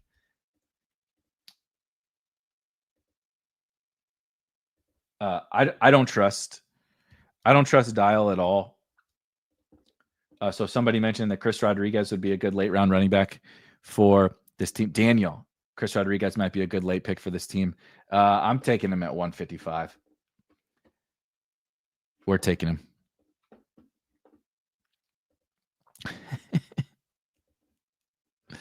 Who Hames? I didn't realize Felix played on your high school football team. I've known Felix, winner of the DraftKings Millie Maker a couple of years ago. I've known Felix for a long time. Yeah, we played high school football together. It was wonderful. He's a great guy. Everybody should go anytime he does a show or something. You should watch. Now, of course, come on. Got to get our Will Shipley in on these teams. This is something you guys know that I just love Will Shipley, but when you have a small amount of bullets, like someone was talking about saving bullets for the end, right? Because you're like probably gonna like was I drafting Chris Rodriguez in June? Absolutely fucking not, right? New guys arise, and you still have like some of your core plays. Like Will Shipley is a core play for me. It would be easy to say, well, I got a bunch of Will Shipley. Now I'm going to get Chris Rodriguez, or now I'm going to get Bill, or now I'm going to get Ollie Gordon, or now I'm going to get whoever, and not take your guys on that team. But what I think you really want to do is get exposure to make sure you, because if all of your Shipley teams, right? So like Shipley is a huge stand of mine, right? If all of my Shipley teams are from earlier in the summer and they're going to be paired with all the same guys, it's whoever I liked at that time. I wasn't drafting Chris. So like if Chris Rodriguez is a good pick, I would also like, and Will Shipley is a good pick, I would like to have them together. So when we come back at this time of year, make sure you don't forget some of those guys. If you just don't like them anymore, right? If you liked Xavier Legette 2 months ago and you don't like him now, don't draft him. But if you still like that guy, it's important to not only draft the shiny new toys right now. It's really easy to fall into the trap of drafting the shiny new toys and having them trump your guy that you've been drafting all summer. But I actually want to make sure across my portfolio, I get those shiny new toys with the old reliable guys that I've been drafting all summer together on the same teams. Is JCM over Tootin a reach? No, I do not think so. No.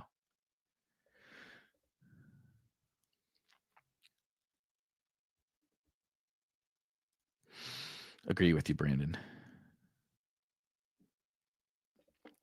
Totally agree. Your wide receiver room is crazy. Not an eliminator guy is taking two pieces from the same backfield to death sentence. No, it is not, Greg. I think that is totally fine. I mean, be smart about it. I don't want to handcuff like Saquon or something like that. But, Dial just mentioned, he had TreVeyon on this team and took Ramondre at 157. That's totally fine. Take Aaron Jones and Jordan Mason or something like that. It's totally fine. Dobbins and Harvey. Yeah. Just make sure you're cognizant of your bye weeks, right?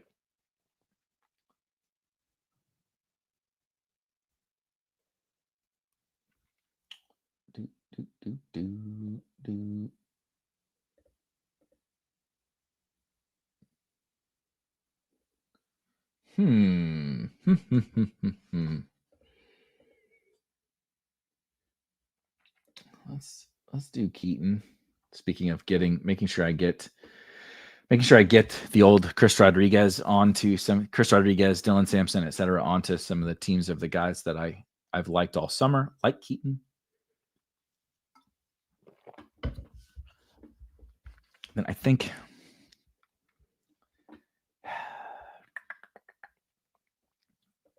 trying to figure out my plan at tight end 2 here.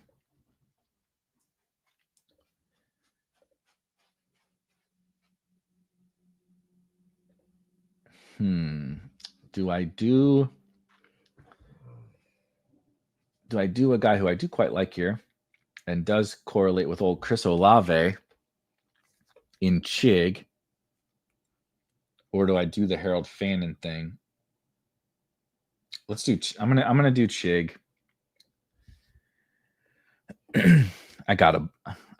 I know that I was just talking about getting your guys like a Harold Fannin with when you draft a new player like a Chris Rodriguez, but I also am really trying to get my Chig up. A small little fall on him here is nice, and I think he's just a pretty good pick. And I definitely don't have enough, and so I only have 9 bullets left in BBM to get that number up. So if I want to get it up at all, that's what she said, or that's what he said. That's what he said. If I want to get it up. If I want to get it up, got to take my medicine. There we go. That's the new one. That's the winner right there. If I want to get it up, I got to take my medicine and click the button.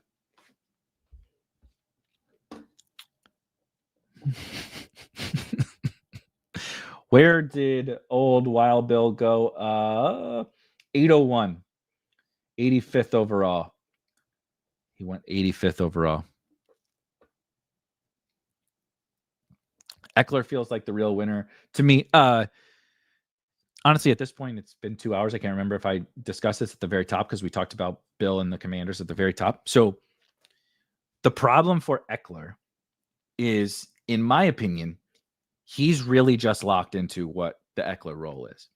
It doesn't mean it's impossible to grow, and it doesn't mean that the contingent value isn't better now. But in my opinion, Eckler is the main passing down back. His backup is Jeremy McNichols. Chris Rodriguez / Bill, Chris and Bill's excellent adventure are the early down runners. So we removed BRob, and all we did was put Chris and Bill into the BRob spot. Eckler remains unchanged. I don't think he's taking that early down stuff. He could have done that already last year when the opportunity was there for Eckler to take more of the backfield. He did not. That's when we saw Chris Rodriguez and Jeremy McNichols and those guys get to play last year when this sort of a situation came about. And so I don't really think there's any tangible change in Austin Eckler. Now, that doesn't mean he doesn't score more fantasy points because things could shake out better in his favor with that role. But I don't think that anything's like changing about what the plan is for Austin Eckler, whether Brian Robinson is there or not.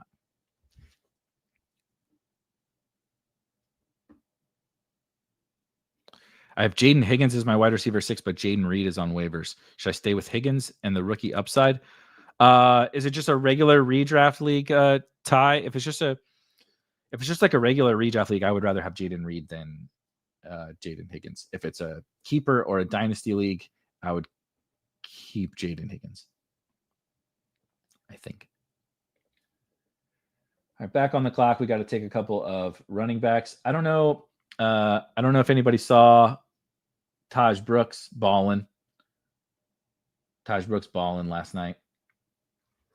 I'm excited about Taj Brooks. I think he's pretty clearly like a winner. I should have brought him up, but it was kind of lost in the lost in the Washington backfield stuff there, but I'm pretty excited for old Taj. Now the question is we'll see if Dial lets me have him or not. We'll see if we take Sean Tucker or I'm gonna take Sean Tucker. I have I have Baker plus Evans, so we'll do Sean Tucker, load up on add another buck to the equation here. All right, let's see. Out of the 111, my 141st Best Ball Mania drafting again. If you are here as we get ready to run this down, I see if you can hit that like button for me. And then if you want to come join me and watch me draft my final BBM teams, I'm going to do that tomorrow morning at this exact same time, 10 a.m. Eastern. But BBM 141, Malik Neighbors out of the 111, Drake London, Mike Evans, Devontae Adams, Deebo Samuel, who also I didn't mention, lost in the Bill, Brian, Austin, Jeremy, Chris stuff in the backfield. It was good for Deebo. Deebo looked good, looked fast. All the fat Deebo stuff, he ain't fat. I'm kind of excited for Deebo, to be totally honest. A bounce back season for Deebo Samuel. Chris Olave, who also I think it was a bullish week in the preseason for Chris Olave. Baker Mayfield, I'm just really excited about this Bucs offense, man. They're going to be awesome. Mark Andrews, J.K. Dobbins, Darnell Mooney. We'll see what's up with that, but buying the dip and crossing our fingers on Darnell Mooney. Dylan Sampson, Michael Penix to close out, obviously having Drake London and Darnell Mooney, plus Devontae Adams on the other side of that Week 17 game. Chris Rodriguez, I'm buying some Chris Rodriguez. I'm kind of excited, honestly, to buy some Chris Rodriguez. I get excited for the everybody's chasing Bill, and I think they should. I think Bill is a good pick, but then to zig when they're zagging or zag when they're zigging, whatever you want to call it, to the other back who might just be the starter at least game one and certainly has contingent value. I think Chris Rodriguez is a really awesome pick right now, given all the information that we have. There will be a bunch of teams with way cheaper JCM, which makes it harder to advance. I just don't think it matters too much. I understand what you're saying, but think about it. Bill is only 50% drafted overall. He's only going to be, let's call it 50% drafted overall in the draft. You're definitely not competing with him in the regular season because only one team can have him in your initial 12-man pod. Even if he's a smash at 50%, let's say he then has a 50% advance rate out of those 50% teams. So now he's only represented, right, 50% of 50% teams. So 25% of teams of Bill advance. Some of those are going to be these more expensive teams because he was a smash. And if he's the man, does it really matter if you got him in the 16th or the 8th round? Obviously you would much rather have this guy, but Puka Nacua rookie year, honestly, just give him to me. I don't want to take him in the second round, right? There's nuance to all of this, but I think we worry a little bit too much. Now we should worry about the price on this guy, but that's because of the type of bet that he is, not necessarily just because some people got him in the 17th round. If he's a much better, we have new information, if he's worthy of a pick, you're getting guys now. The teams that drafted him in 17th and 18th round didn't have access to the information that we have right now. So use that information, right? Maybe draft him with Chris Rodriguez, draft Harold Fannin, draft Alec Manor, draft Jalen Royals, draft Torrey Horton or Ollie Gordon, or draft the guys that have Sean Tucker that have become available to us now because the guys in June didn't draft them on those teams. So you can separate yourself too. You pay a little bit of a premium, but you draft guys that they don't have on those teams. And then you're still going to war with just a different subset of soldiers. They're just ordered. They're just in a different order. I understand that, Martin. He was going in the 16th round before yesterday. I know. I'm aware. I'm saying that you're literally only talking about a 1v1, and the teams that had him at the best prices are going to be different than the teams that are drafted right now. So I'm totally okay with if a player scores 20, if a player has a big week in the playoffs, you just want him. No, you don't need all the 8th round guys to fail because you're not playing against all the 8th round guys, right? You play at 1 of 12 in Best Ball Mania. You play in a 12-person pod in round 1 and then 2 16-person pods. There's going to be a bunch of players that aren't even in your pods. And only a couple of those are even going to be JCM teams, right? What only matters is the finals. And even then, the guy can only get Kyren Williams. So, like, let's say he's Kyren, right? Kyren Williams, when he had his breakout season, I made the finals with 17th round Kyren on my team. Kyren Williams was the smash of all smashes. We still talk about Kyren to this day, right? And yet, Kyren was not very popular in week 17. And I don't think I faced another Kyren team in week 15 or 16 with my Kyren was on like all my advancing teams. And Kyren wasn't even in any of the pods. These guys, like, because he was just not drafted all that often. And then like he's not gonna like the odds that he's like some highly represented advance rate piece are so low. No players are generally that high of an advance rate, right? Like it was like Saquon and Chase, Cooper Kupp years ago, Mark Andrews years ago. Like it's those kind of guys. It like Bill is not going to be on like 50% of advancing teams. Like you might have one other team in the pods in week 15 and 16 that have this guy, even if he has a good season, right? That's even if he has a good season. Okay. We took Chris Rodriguez, as I mentioned. Then we played some hits. Will Shipley, Keaton Mitchell, Chigakonkwo, who I need to get some more of, Taj Brooks, and Sean Tucker. That's hilarious. Other Eric with a K in the chat is thinking other people are arguing with him. I'm going to get out of here. I got to draft some BBM teams. I got to walk my dogs. And I will see you guys tomorrow. Remember, if you comment on this video or last night's video, you get entered to the free ticket giveaway on Friday. Tomorrow, I'm going to draft my final BBM teams here live on stream at 10 a.m. Eastern. And if you could, please, last time for me, hit that thumbs up on the way out and subscribe, all that fun stuff. Hop in the Spike Week Discord, all that fun stuff. What a fun show. What a fun time. What a great week 2 of the preseason. I can't wait to rip some BBMs with you guys tomorrow, pull up my exposures and all that kind of stuff. But have a wonderful Tuesday, and I'll catch you guys tomorrow. Peace.